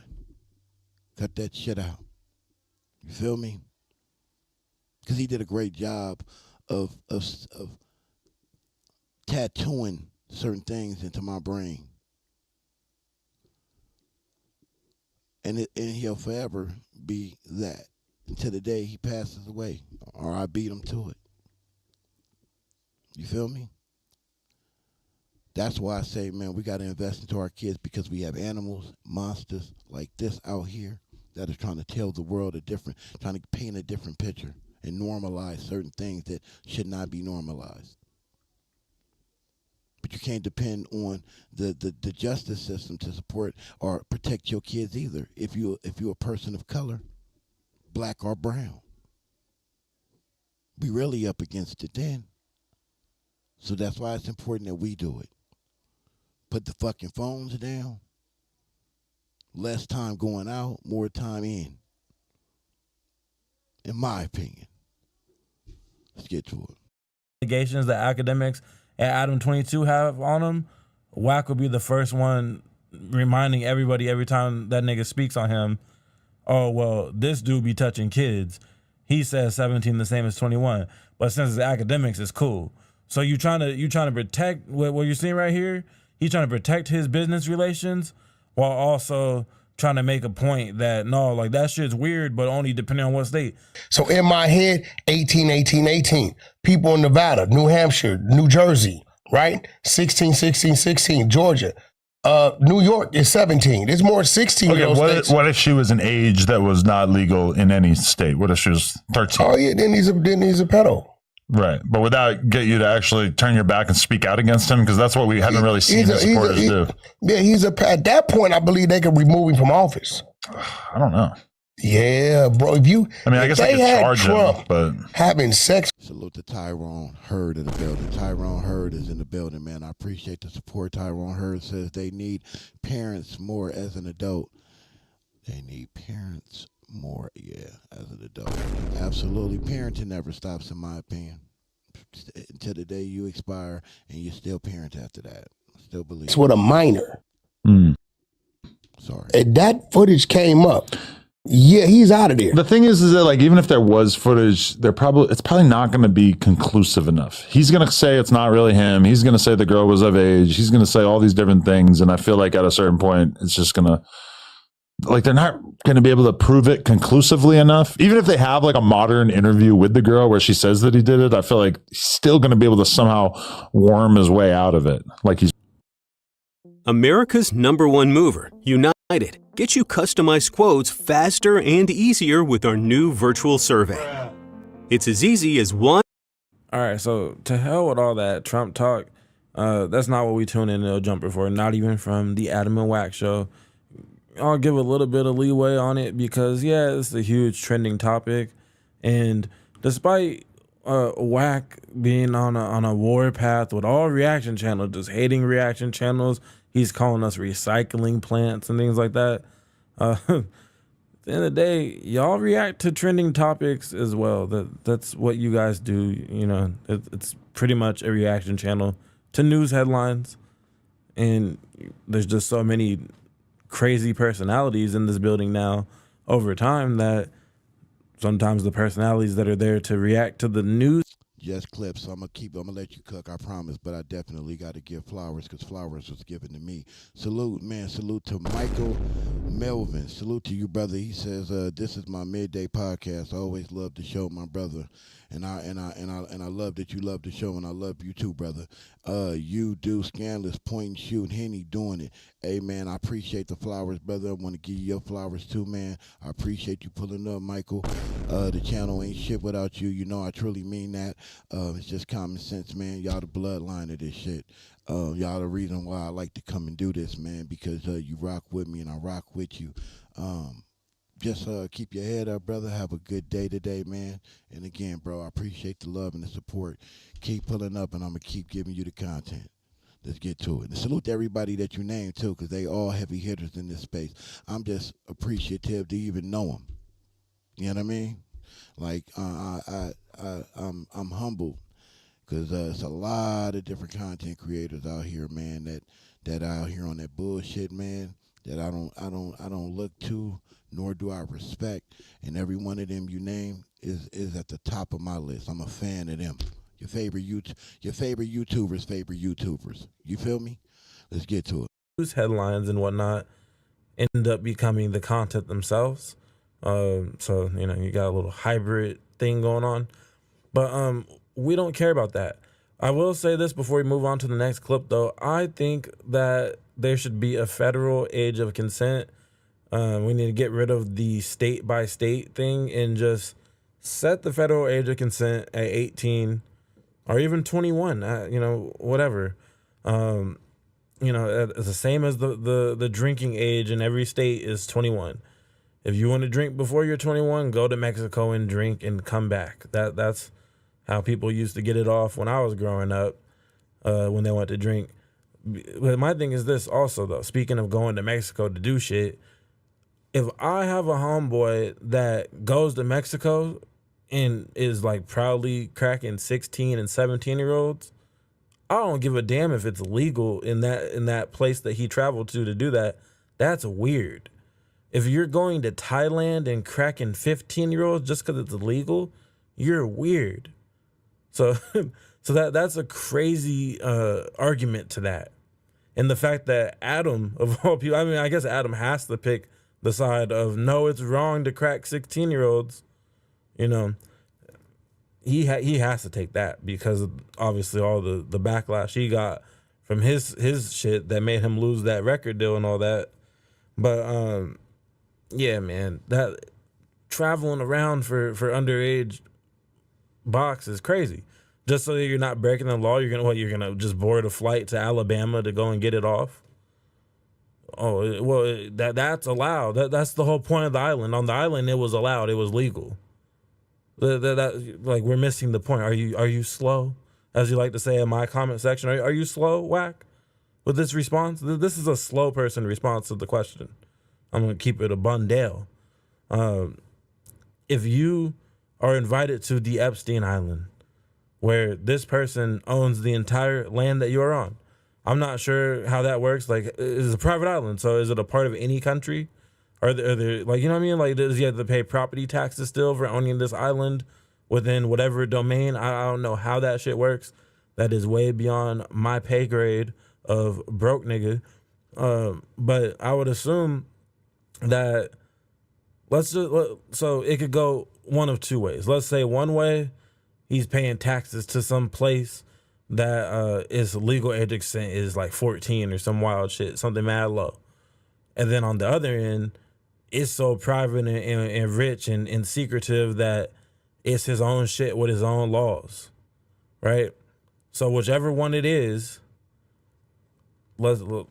Either way, if you're getting on a flight to knowingly go and do some shit that you can't do in your country, that on this case is just morally wrong. I don't care if it's illegal on the land that you are on, it is morally wrong. And there should be a federal age of consent for these reasons. Because it's the same thing as going to Alabama to knock down a 16-year-old, then getting back on a flight, landing in LAX, and now you back in the land of 18 and up. You're still a weirdo, nigga. That does not justify doing that at all. It's warmed as well. I mean, the thing about it, they don't have this. Well, they're saying because he's this guy's friend. Salute to the beautiful queen, Ms.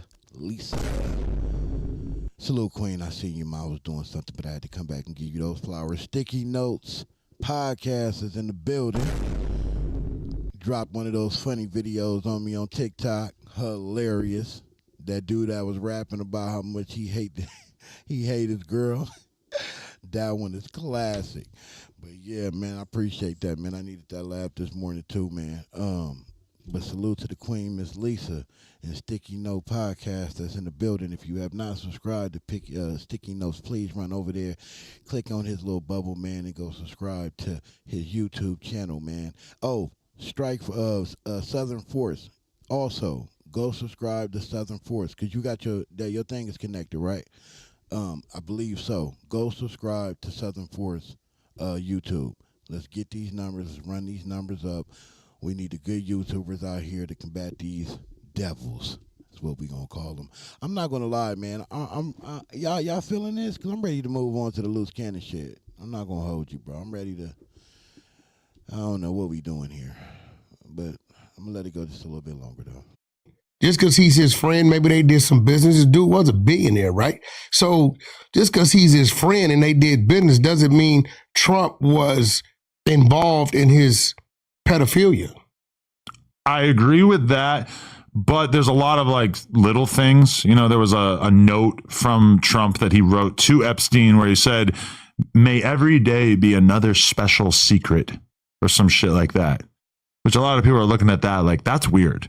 And there's even like, you know, writings that Trump did where he mused about the fact that one of their main things that they had in common was a love of women together, although Epstein tended to like them a little younger. Like, this is actual shit that Trump said. And women, given the context of him. He said women, not little girls. Yeah, but he said that he liked them on the younger side. Which, you know, honestly, well, I mean, given that we know that Epstein was this prolific pedophile, it is kind of weird that you have multiple instances of Trump basically talking about secrets and young girls and shit. I mean, that's kind of odd, right? But look, UNC, man, got secrets. Is your child struggling with a gaming addiction? Major companies behind games like Minecraft, Fortnite, and Roblox are now facing lawsuits for knowingly designing. No, that's why I think it's CryptMac? Yo, you and Brick Baby got secrets. What are my secrets with CryptMac? I don't know. I'm pretty sure it's things only you guys talked about. You're implying that me and CryptMac have done gay things together? No, that ain't what I'm saying. No. That's not what I would never say that. I don't think CryptMac's gay. Now, what I'm saying is everybody got some information they only share with an individual. That's the secret, right? But if me and you were no longer cool, neither of us would be able to credibly accuse the other of pedophilia. No, I mean, what do you mean? Like, I don't know what the hell you done. I hope you ain't did nothing like that. You know what I mean, I can say whatever I want about you, but I don't. Yeah, but what I'm saying is, lie. My fault, y'all. Now we can get into the breaking news thing that dropped late Monday night. Well, late to some, depending on what coast you're on. But you see, in that last little segment right there, though, it's a little tricky. They're kind of discussing, hey, if we go our separate ways, you gonna be lying on me, big dog? Oh no, okay, you're not. So Adam has this clip. He gonna have this one saved in a special folder just in case Wack starts running that play, that Lush One departure play that I was talking about earlier, which would be like the most logical first step if they have a messy split from Wack's time at No Jumper. But with this whole TMZ shit, I don't know if a lawsuit of a certain magnitude can completely end No Jumper. It might be able to kind of change up how it's currently presented to us or something. But the Jay Reed situation, as many of us kind of predicted when the situation happened, and also Adam had a feeling that, this is a bad look for the company as a whole. This is dangerous from a legal aspect. And Wack 100 was like damn near fired because of this entire No Jumper Alley beatdown, the famous beatdown. In our space on YouTube, we've been covering this topic a lot. And that's another thing. In the video about Wack from last week, I forgot to even mention Jay Reed as a known op. Cause he doing some real op shit. He doing like white boy op shit right here. He said, yeah. Run the money. And he ain't even, they're suing Adam. They're going for the head of the snake, going to the big dog, the one with all the bread. So crazy look. This is a crazy look. It's definitely a bad look for No Jumper, and it could lead to some more financial troubles, or whatever. Hey, 607 Unc said he gonna try to sue them and get the building. Maybe he was just predicting that somebody's gonna be able to, sue them and get the building, figuratively speaking, because Jay Reed, he's attempting to do exactly that. And let's get into it. All right, so this right here, this is diabolical. Adam22 sued. I got my ass kicked at No Jumper headquarters. Guess who is suing now? It's not former employee Yuri and his girlfriend. Okay, it's someone else. Right after that situation concluded, though. So here we go. Let's scroll past the lifeless, graying, decaying photo here and hop into the action. Adam22 is being sued by a man who claims he was violently assaulted and battered at the office where Adam films his popular No Jumper podcast. In new legal docs obtained by TMZ, a man named Jamel Reed says he was concussed in an alleged December 24 incident at No Jumper Burbank, California headquarters. And he says the people who whooped his ass were agents, employees, guests, and/or affiliates of Adam's company. Agents is crazy work. What do they mean by that? Please elaborate. Every picture is just crazy. Reed also says the alleged beatdown resulted in a broken nose and bruised eyes, plus pain and suffering. And he says he racked up a bunch of medical expenses. Adding insult to injury, Reed claims he was deprived of personal property, cash, and valuables in excess of $10,000. Hey, I don't know if it's true or not, but that's what's being reported.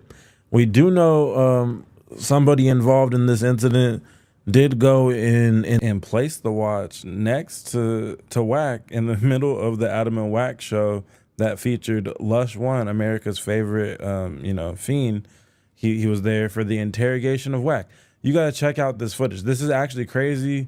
Nobody's really covering this angle that the cameraman, the editor, whoever this dude is that's like always off camera, comes on, turns on the interrogation light that shines on Wack's head only, and then he's gonna come in again and place the Jay Reed or the other dude's watch down next to Wack And then 40 minutes into the podcast is when that watch finally gets acknowledged. I don't know why it would be brought in like a prop. I don't know what the plan was here. And Adam is going to actually ask Wack some questions that pin all the blame on Wack, of course, because Wack Adam is your boss. Of course, he's not about to go to jail or possibly be, in his mind, the centerpiece of a lawsuit because you decided to have some ratchet ass business deal go wrong in the parking lot. Adam's trying to completely separate himself from all that, which is why he was even contemplating firing Wack, or he's a contractor, so terminating the contract. He was trying to do that, but Wack went on Instagram and was like, nah, on the Instagram Live before the Adam and Wack. Salute to the beautiful Karen G. She just pulled up in the chat. Salute to Karen G. Thank you for pulling up, Queen. I appreciate you and the love. I definitely do. Appreciate it. Let's get back to the content. Show filming right after the beat. I was like, Adam, we got a contract. We got to finish the contract. I don't know what you talking about, homie. Like he went on there and basically bullied his way into staying on No Jumper. I'm no cap. But anyways, check out this strange interrogation setup before we finish the TMZ article. Starting a fashion brand shouldn't feel impossible. Other print-on-demand platforms. What were we talking about? Come on, bro. You want to see my conversation with Luce? Well, look, Let's do it. Let's bring up some receipts. I got the receipts. So I'm like, well, he like, yo, I told Adam I was coming.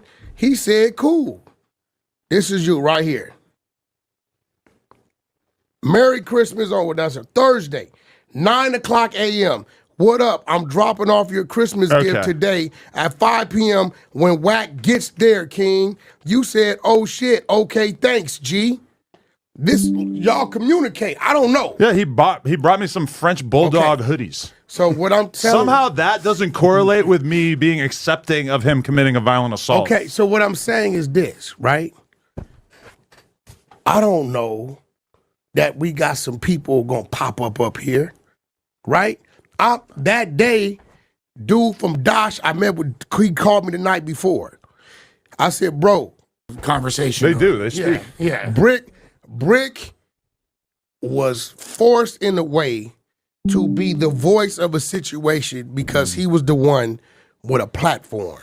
You get what I'm saying? Because Big U don't want to come yapping about you all the time, so he's got to kind of be the voice. Brick got to speak and then for him. If you talk to Brick one-on-one, he didn't even want to do that, but it's the reason he had to do that. Right? So, I get it. Now, I did the best I can. I put out an APB. I said, who got the watch? Whose watch is that? I guess this is dude watch. It's a fake Michael Kors. I was gonna say that's a $20 watch in Santee Alley. It's fake Michael Kors. It ain't How you gonna have a fake Michael Kors? It don't even look at it. Don't real even, Michael Kors. It don't even booty. say the S. It just say Core. Yeah, that's kind of, Are you serious? Michael Hardcore. Yeah. Oh my god. So look, bro. Listen. Bro. Listen. You come get your shit or whatever. I feel like this is not analogous with the other stuff that you're saying. You're saying that the way that you and Luce, et cetera, responded was entirely defensive, but then you're also on here showing off his watch. No, I'm saying I put out an APB to find it. I don't got it. I'm not doing the brick, baby, and I'm going to tell you. So we can keep that here and we'll return it to him? You see, I didn't even have it. Bro had the shit. He brought it in. Your editor, the cameraman guy. Now, you see, that might be the best use of the Adam Crinkle nose laugh possibly ever in No Jumper history. Because anybody with half a brain cell, you can be as slow as Wack 100 has called me very recently, and you could still figure out like why in God's green earth would Jay Reed, fresh off of getting concussed in the parking lot, pull up to claim his watch that was stripped off of his body, or if it was the other dude who went through it even worse than Jay Reed. Why would either one of them pull up to claim they watch? Like, oh, yeah, where's the lost and found? I'm the dude who just got beat up in the parking lot. If you just got beat up in the parking lot, you going back to claim your watch, and you think that nothing else is going to happen to you? Or even on the flip side, you think inviting the people that just got beat on and publicly embarrassed, that before the beating don't do anything really on the internet, on camera like that. So they're way more embarrassed than people that make content would be. You'd think they would just come back and not want any type of get back if they are going to come back to get the watch. That's an obvious taunt. You can say, oh, no, I don't got shit to do with it. The cameraman brought it out. Why else would they make sure the light is on your head and bring the watch and it's sitting next to you for the whole interview? And you don't mention it until like 40 or 45 minutes into the interview. Or show, whatever.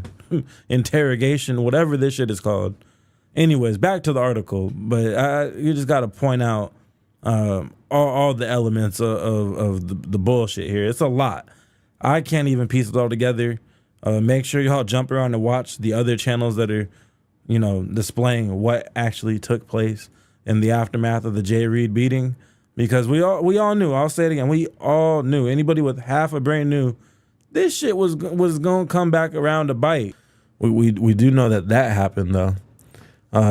Reed says Adam was aware of complaints, police activity, and other indications that folks who hung around the building created a dangerous or unsafe condition on the property. And he says Adam negligently failed to take responsible care of monitoring and supervising the premises while hosting his podcast. That is no surprise. It's like the pictures just get worse and worse. Look at these evil eyes right here. Look at the evil in his eyes. Post Malone's like trying to look like a demon. He's on some fake demon shit. But Adam looks like a lipless demon. Imagine being able to build an app with your name on it, just by thinking about it. Meet Base 44. I see it. A rep for Adam22 tells TMZ, we have received no complaint, so we have no comment. We can't comment. This sounds like Adam is the rep, but whatever. We can't comment on a suit we haven't seen. Meanwhile, a source close to Adam22 tells us he was not involved in this alleged fight. Reed is going after Adam22 for money. Adam did the story is that Adam left the premises before the beatdown took place. That he shook their hands, everything seemed cool. He covered his tail in the very first time he ever had to talk about this shit. He also was playing with the idea of firing Wack. So yeah, he been trying to cover his tail. I don't know if they're gonna get any money out of Adam22 in particular, but I did see that Jay Reed is being represented by Morgan & Morgan. And I guess they have a decent track record. I thought it was kind of like, a freaking television ad lawyer. But I guess they have a pretty good track record with getting people large settlements and stuff like that. So we'll see how it goes. I'm sure it'll be a decently lengthy process. But I just want to look at this real quick because this is hilarious. Adam22 says Drake hated sex tape leak. What? Opens door for NLE Choppa threesome. Like, look at the type of shit he trends for. And yeah, we all know it's Adam. Like he's a lolcow. A rich person, but a lolcow nonetheless. Just because you have a lot of money doesn't mean that we're not gonna laugh at you. My thing is this: Adam does have tough skin when it comes to getting laughed at. A lot of the people that orbit around Adam, as of recently at least, do not have tough skin at all. You guys get butthurt that there's reaction channels reacting to a person with headlines like this, and you choose to work or, around and work for this, someone who's moving like this, who's just trying to auction off his wife with, I guess by definition they're married, but anyways, their unholy matrimony. All right, well, that's enough of that. We don't care about the wife. No disrespect to her, but with they marital issues, whatever the fuck, that ain't our business. We gonna move right along. But Just Clips though, man, salute, man, to the content, man. Real shit, man. Go subscribe to his channel, man. Just Clips. He does real good work over there. I like it. we actually think a lot alike, and I like that. So I might reach out to that brother, man, once I get home and see if he wants to work. So I like what he's putting down. Real good content over there. Open a Chime checking account in 2 minutes, and we'll spot you up to $200. Shit, I need that now. That day. Spot me, nigga. I need that now. Shit, Chime. I got Chime. I need that. In the words of 50, I need that money by Monday. Shoot it. So Luce Cannon, explosive. Everyone, I told y'all yesterday. Just get ready, buckle up. Every video he dropped is gonna be explosive. Sharice Mills is in the hot tub with green water. Explosive. That is explosive. We need to get those pipes fixed. Pause. Dominic Mayweather. Salute in the building. Already said Kid the Barber, but I'm going to do it again. That's my guy, Kid the Barber, in the building. My queen definitely been in the chat doing it. Salute to Queen Selena. Where's Steffi at? Is Queen Steffi in the building? I know she was here. But salute to Steffi Weffy. Salute to the old chat, Fan West TV, of course. Of course. Nigga Adam is a pimp. Pimp, hooray, hooray. No, who was that said that funny shit this morning, man? What'd I say? Oh, what was we talking about? God damn. Was it Lou? Who was it? That shit was funny. I can't even remember, but that shit was hilarious. So, yeah, explosive. Luce Cannon exposes Dosh Network. Wack 100. All gloves is off. Ooh, this shit about to be good. Not. Bruh. I don't know. He might surprise us. Let's see. Dude from Dosh, I met with, he called me the night before. I said, bro, Adam's gonna want to see the back end of shit, how shit works, whatever. Already talked to him about it, he's open to it. He said, okay, Wack, I'm gonna come out. I said, get there at 4:30. Bro, like I have no reason to show my numbers, but my numbers are down because we actually been down a month. But if I just pull it up at my ending as of December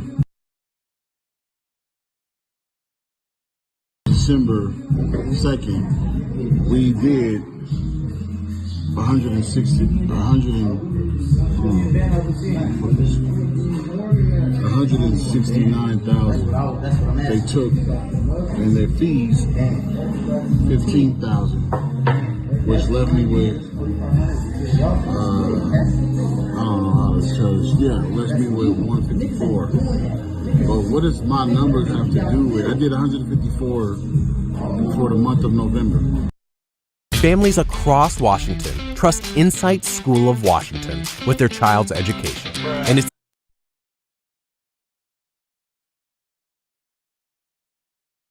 But what does this have to do?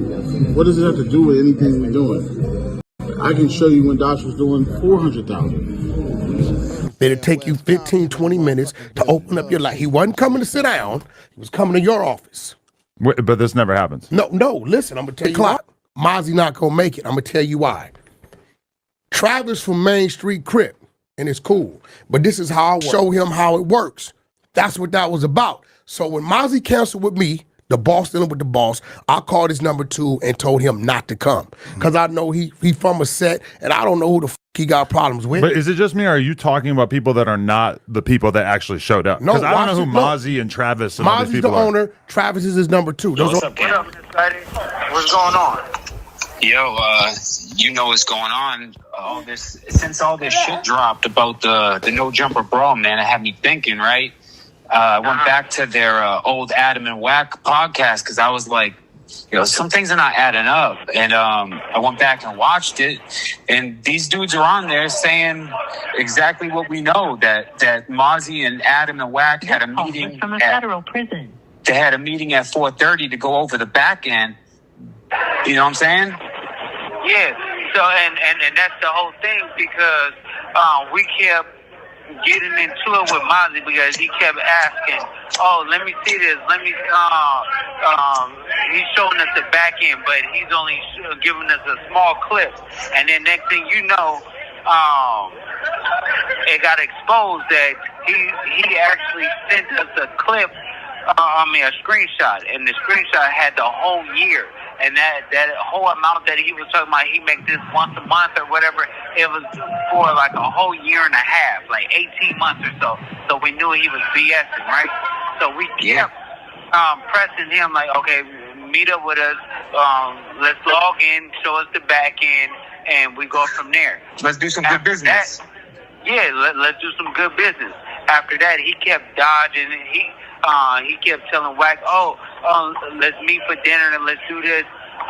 Come to my house, and then he stopped answering the phone. So when Mozzie was thinking like, I could just meet you up at No Jumper, and then we could talk about it, like on a big stage or whatever. So basically, he ghosted him then. I think we was supposed to shoot at 5 o'clock, right? Yeah. And he called him at 4:30, and he said, I'm not showing up, but Jay Reed and Travis is showing up.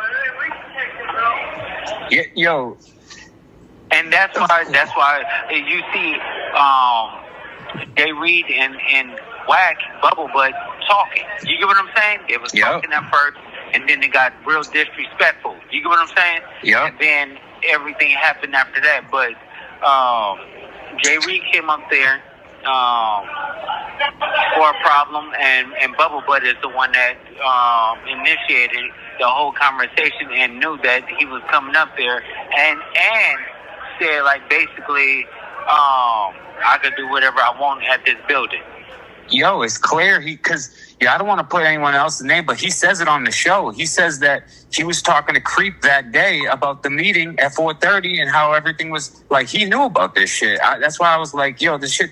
He's acting like he had no idea, but he said right after it happened, not only did he have an idea, he detailed how it all went down.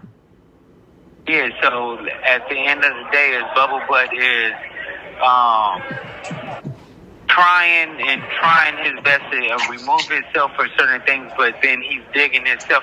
There's a bunch of lies on both sides. You get what I'm saying? Bubble Butt is lying, Mozzie is lying, and basically, we didn't hear about you guys made the network even pop the name. You know what I'm saying? Yeah, but then you still have to understand that it's still not doing anything. And Bubble Butt, he just needs enough. This call is from a federal prison. He needs another source of income because his money is running dry. You get what I'm saying? So he don't have me to help him get bookings and get sponsorship and stuff like that anymore. I was showing him the blueprint on how to, turn him being Wendy Williams into being more profitable. And you were letting it be possible for him to walk around, because no one likes him. No one likes him, bro. He can't go anywhere. Yeah, and a lot of people kept saying, like, you made Wack more likable, but we still don't like him.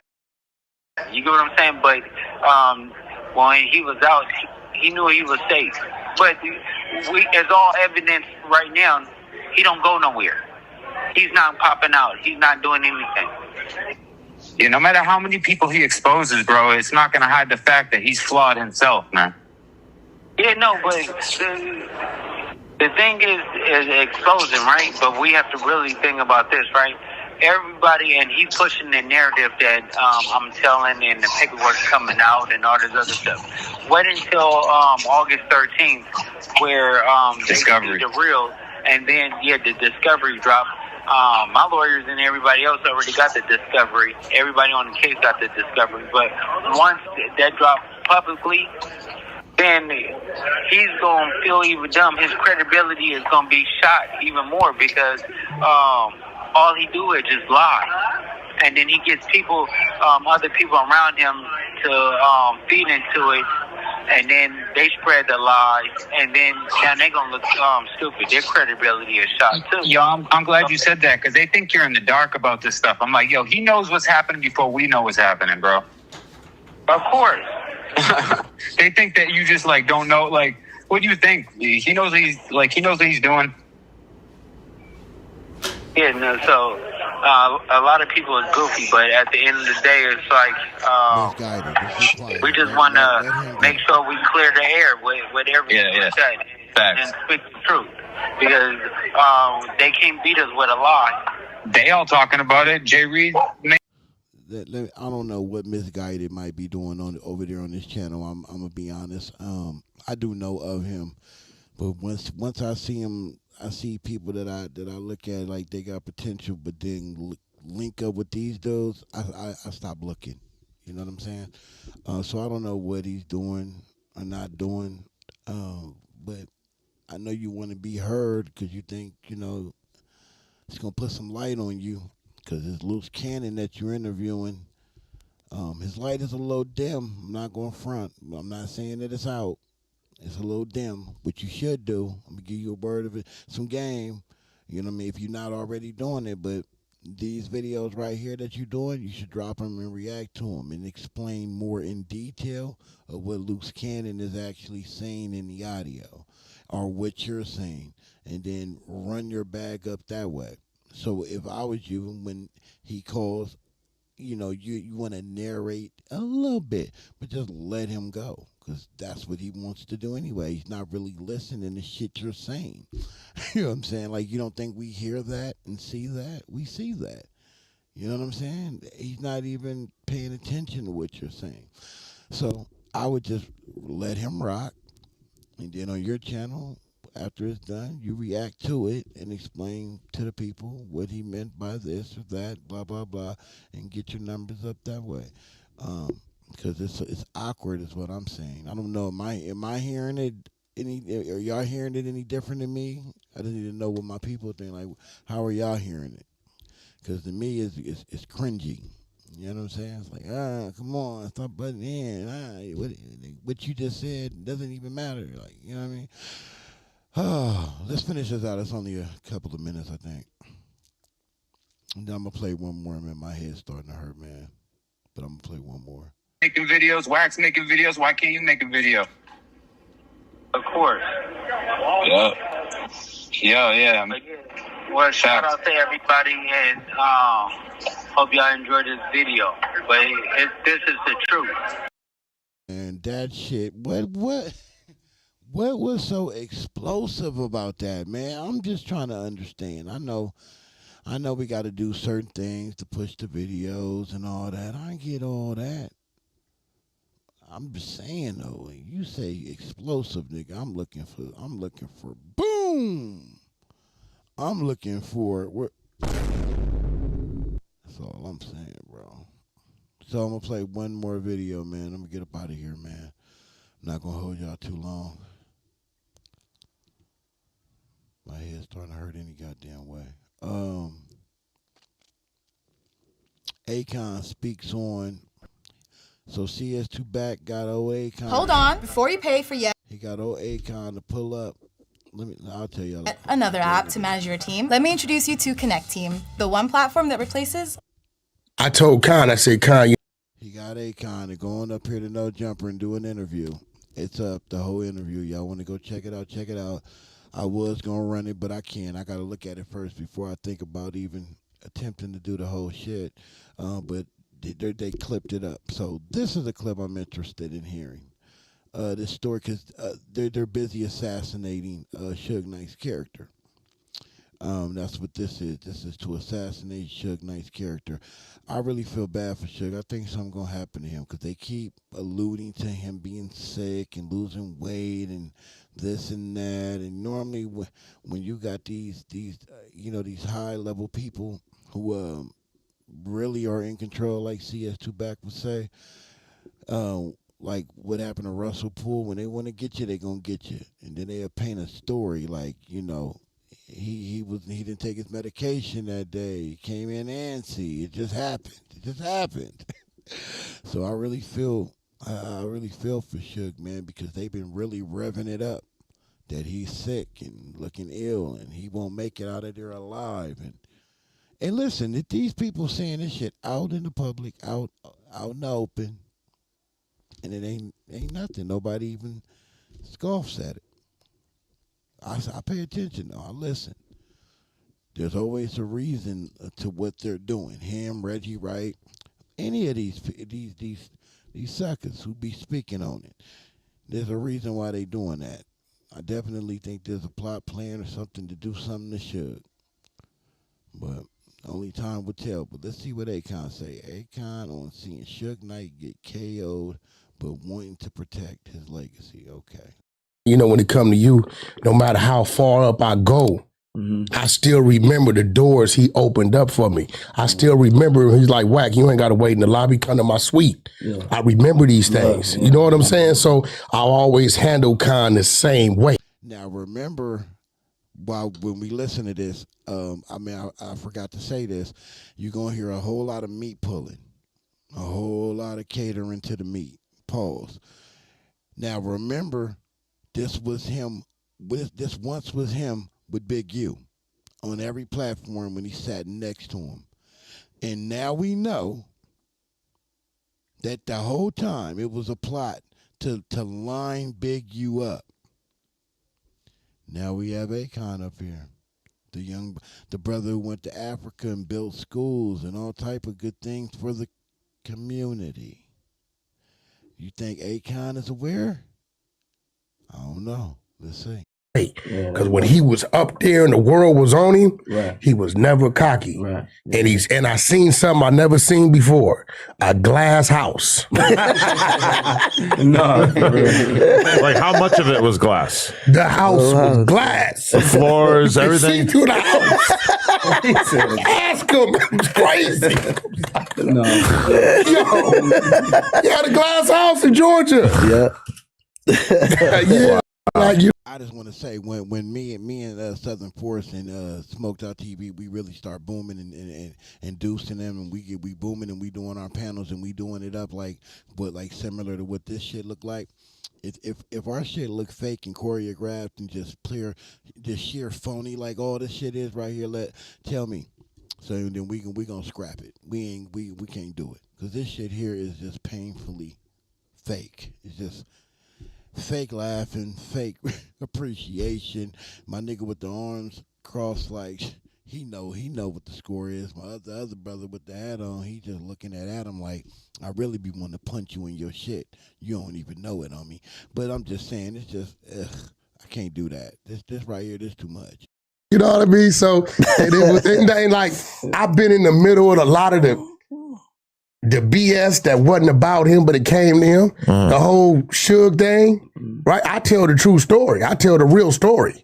You know what I mean? Because it was a certain crew that was with him. Gabi was around back then. And the crazy part about it was, I never forget, I don't know where we was going to the convention center. Ja was in my car. Because remember, Ja was a Suge Knight fanatic. Yeah, he was. He like, yo, because Ja just did 15 years in the feds. He like, yo, it was because of cats like Suge who made it possible for cats like us to come out and do this independent thing and this. And they run around getting, Con run around, they getting money, right? So it was Con at this time, like everybody else, they had Detail. Now, we and Ray J discovered Detail. Detail was homeless in Detroit, brought him down. Ray J put him in his mom's house. From that came Sexy Can Out. When that hit, everybody started pulling, but Con was smart enough to say, look, let me give you this bag. Let's lock in for the next 6 months. You get what I'm saying? So Detail had whatever business going, whatever. And everybody knows when it comes to Con team, all it is a question. All you do is ask is either an honest yes or a great no, right? And he's down there in Arizona, and he like, yo, Detail Ja like, holla at him. Want me to give you his, he like, well, what's his number? He said, I put it in your phone. So you know when you go to put somebody's number in somebody's phone, and it's already there, so it pops up. So as Ja seeing this, Suge go to doing that mumble BS and says, niggas, mamas ain't gonna be able to go to the grocery store. And at this time, Ja had just lost his mother. Yeah, he had just lost his mother. Ja, warrior. Big dude, 15 years, and chin checked him and out he went. I think they got Acon ass out of there immediately because you have. My question is, why we got CS2 back at the table doing all the talking as usual, and you have fucking Acon sitting there. Fucking Acon. Why we not hearing more from Acon, less from him? It's crazy to me. You got Acon sitting up there with CS2 back running the show, doing all the talking, telling the stories, narrating it. For a reason. Always for a reason. The lineups be disgusting, bro. But when you know the plays and you know what to look for and what to see, it gets easier to identify what the fuck is going on here. I was the first to move. The moment he was falling on the floor, they had Big D and 2 T's. I stepped over him and was walking out direction over this. Big D and 2 T's was security detail. Kendrick's old security and Big D from my neighborhood, which was Stacey Adams' brother, they got him out of there. But, you know, and I'm going to be real. Outside of the other BS, right, that he did with Boo, and Boo respectfully is nice, humble. He 120 pounds, and he's just going to talk to you. So the bully shit, even all of that, Con them and Ja. Bingo, swag low, swagger low, bingo. Bingo, bingo, bingo. Feds must be coming for Acon about that smart city scam because he has whack. Ooh-wee. Boy, you smart, man. You smart, man. I'm just telling you, man. Listen, let's pay attention to CS2 back, giving Acon a mental massage. Like you went to, like he work at Burke Williams. He gonna massage that ego, baby. If Wack don't do nothing else, when he wants you, he gonna stroke you. Yeah, man. You see him, he in prime condition. This is Big U 2.0 right here. This is the beginning. The beginning. I refuse to give me the documents. Cause it's documents. I've tried to get them. And I know they have them. They still have stayed humble outside of dudes' disrespect, slander, and just let it go. Because what was it? For $150,000, it could all go away. And I know it. So I asked Con once. I asked Ja like 10 times. Because if Con tell me no once, I leave it alone. All right, cool. But yeah, it's a lot of history there, bro. But the way I look at it, man, at the end of the day, because Suge was my nigga. Like, everybody, all y'all fucked with him. We all fucked with him. When he pulled that, even though we was on the wrong side of each other's, energy, I felt like regardless of all that, we still had to protect his legacy. Because what he built and what he did for the West Coast, I would never want to take it from him, even though he know what he did. You understand what I'm saying? He been protecting it. Yeah. I've been trying to get it. But it's like people give someone like Suge so much leeway because they want the legacy of what he created to be this big, great, powerful thing. And so they shoot him so much. He said Acon is trying to protect it, and I'm trying to get it from him. Why? What are you so upset with Suge Knight about? Because he went to Adam Grumbrat, however you say that nigga last name, to get some fake-ass contracts of yours, and it's been up since? Or he called you the trucker dude? Because you are the trucker dude. So that right there got you so upset that you want to destroy that man's legacy. Man, these feds are these feds is lazy. Because that I can't even...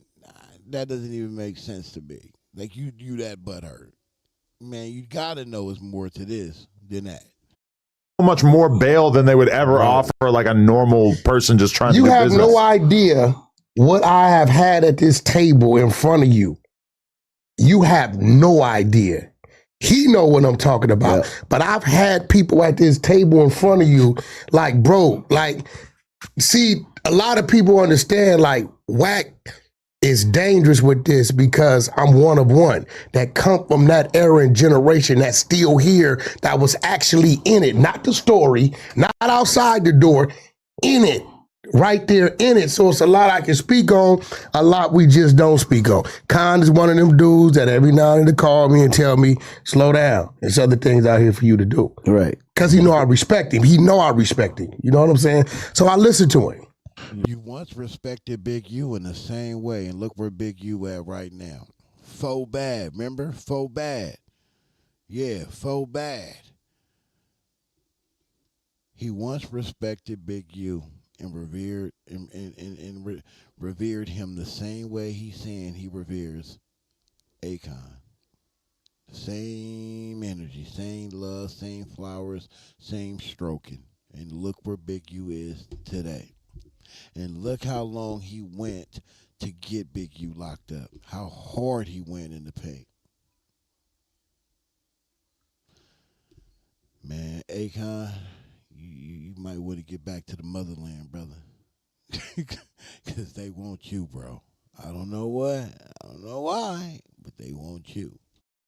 So it's just so interesting to me that when we look back through your career, how many different artists you took a chance on, and it's like interesting to see that you still have that mentality of like, if you are gonna end up being somebody who's had so many successful bets on different up and coming artists, it's like you're just gonna have to take a lot of chances, and you're still in that mind state. Like, are you just so close to the music that you can't help but like see the potential in people and just have to invest in it? You know what? I don't even know if it's the music. I know the music is what drives me, because the music is what opened up the outlet for me to see that music opens doors for major opportunity, right? So music has always been like a bridge to get to the money. And the one thing that we good at as a people, we're good at music and we're good at sports, and we have a great sense of fashion, right? So we create lifestyle. And when you think about the people that we came up with, like I struggle like pulling myself back from getting involved in things I know I can intervene and make correct. Yeah, that's a fact. Right? But the problem is, unfortunately, when we do that, sometimes it causes more harm than good, because they don't intellectually understand what you're doing. They think you're trying to take advantage. Or they think that you gotta play you're trying to run on them, because we don't trust each other. Right. Right? Especially because with new artists, you're dealing with so many people that don't have experience business-wise, music industry. That's a fact, though. Drop a bomb on what Acon just said. We don't trust each other. That's why we can never build with each other. And I think a lot of that is because of who these gatekeepers are that we have, man, in position, man, that do a lot of the fuckery and create a lot of the fuckery. They dictate a lot of the fuckery. And it extorts everything. It confuses everything. Smoke and mirrors, all the shit. And now you don't know what's up, what's down, who is who, what is what. You got to question every fucking thing, which you supposed to, right? But just in a general sense. Once y'all lock in, shake your hand, and the deal is a deal, and that's the way it should be. That's a gentleman's way of dealing with one another and taking the bet and working with each other. You know, shaking a hand and sticking to the obligations that you agreed to. A lot of that shit is no longer existent in a lot of people.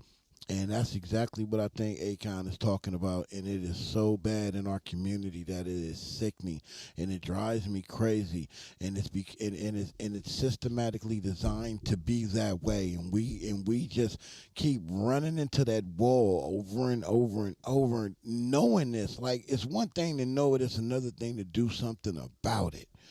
You know what I'm saying? Like for an example, in this content space, all of us that do this and have our own wave and our own movement at different points of doing this content thing.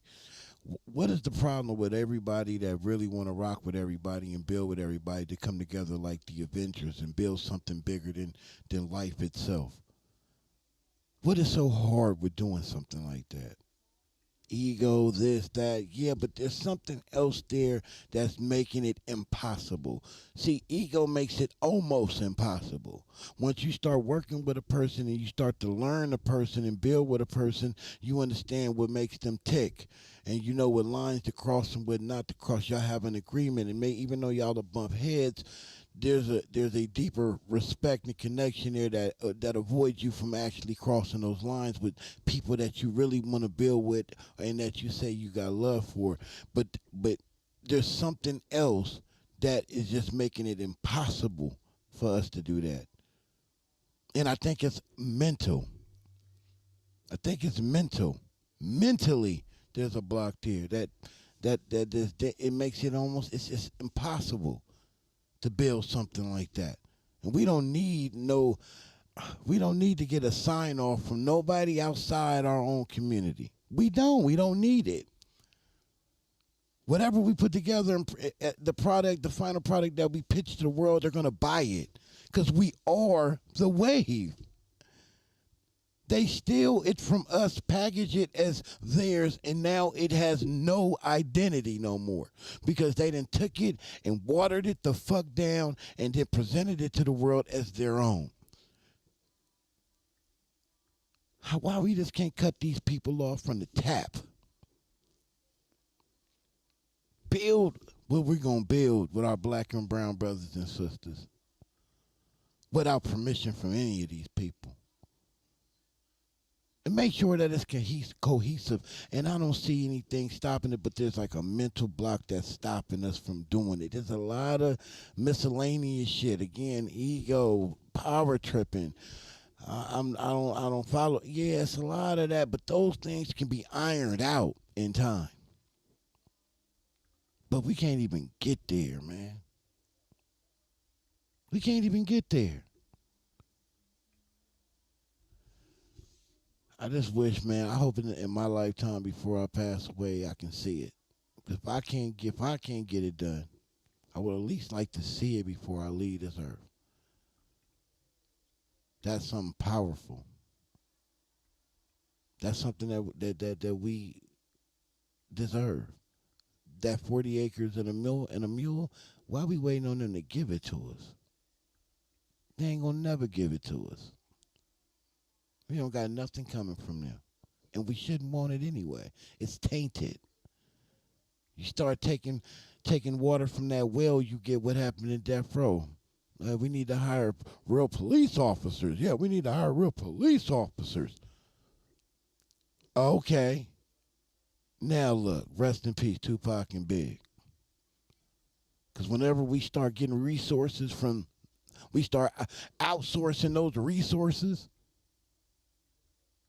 it poisons our wells every time. It's just a fact. Well, we got our own reserve. We got our own reserve. We just got to learn to use it together, man. That's where it get tricky. Salute to Acon for saying that, man, because I feel strongly about that, man. I think he hit the head on the nail, man. It's crazy. Wise, so it's like you're just kind of constantly dealing with people who are sort of on square one in terms of developing their mind. Let me tell you what happens, Adam. Kind of spot talent. He'll take a risk on these people that nobody else would.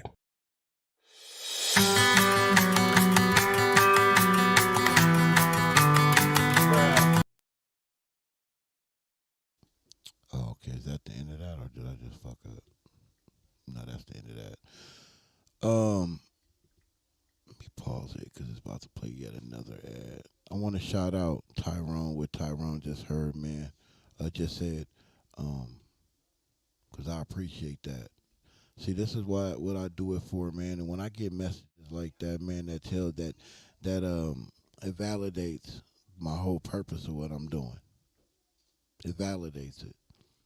It tells me I'm on the right track.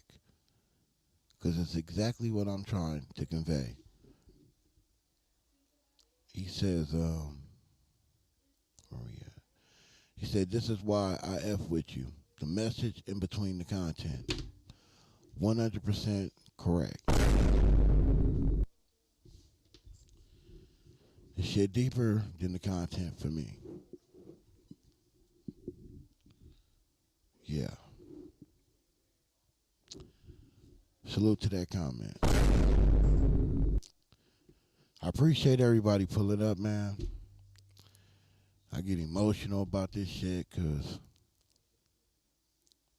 it means something to me. It should mean something to you. It should mean something to all of us. The games that they play with us, in front of us, And then we keep taking the bait. L in the building. Salute to L, man. Appreciate you, man.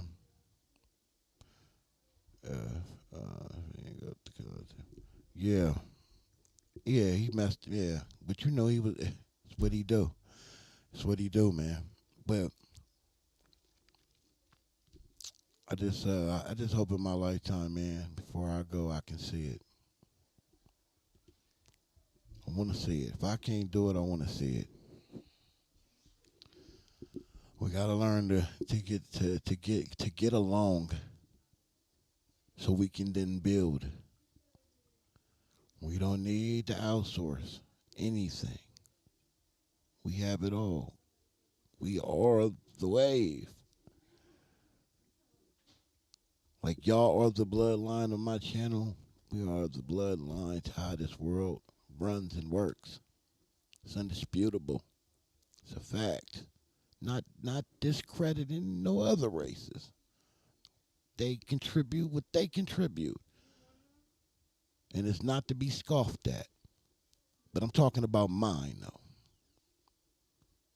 And I'm going to speak about mine unapologetically every motherfucking time. And ain't nobody going to stop it. I love mine like you love yours. The difference is we have to have these conversations in a public forum. Because when we start doing it in private, people get nervous. You feel me? But on y'all, on the other hand, y'all get to have them in private, in synagogues, in different type of places. There ain't nothing wrong with it, do you? We just got to get a little more creative on how we going to come together so we can build. But we can't build until we get along. Trust don't come over. It doesn't happen overnight. There's been a lot of shit out there that had happened over the years and centuries that makes it very hard to trust one another, but that doesn't mean that we can't do it. But we got to start somewhere. Because they not going to give us nothing. That 40 acres and a mule, get that out your mind. If you think they giving it to us, you're crazy. You're crazy. Well, I'm going to get up out of here, man. My head is hurting. Let me get up out of here. But I want to say, man, salute to everybody that pulled up to this live, man. I appreciate the love. I appreciate the comment, Tyrone, that day. That hit me hard in the heart, bro. You almost made me shed a tear up here, but I'm not going to do it. You almost had me, though. I feel good, man. I feel so passionate about it. You know? Because I know I see the light at the end of the tunnel, whether if I get there or not. You know? I want to see us get there, though. But I'll catch y'all on the next one. Before I be in here boo-hooing. I love y'all for real, man. On to the next one.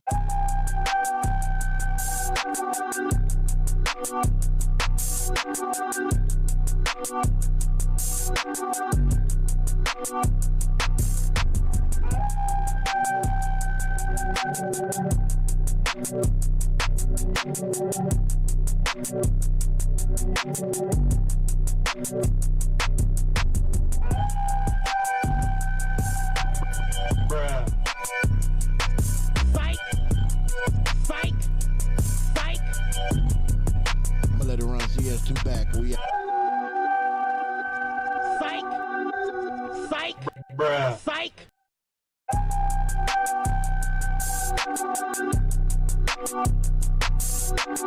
Salute to the whole chat, man. Alex, salute to you, man. That's right. Tear this shit down. Let's build it back up. They can't take what God created.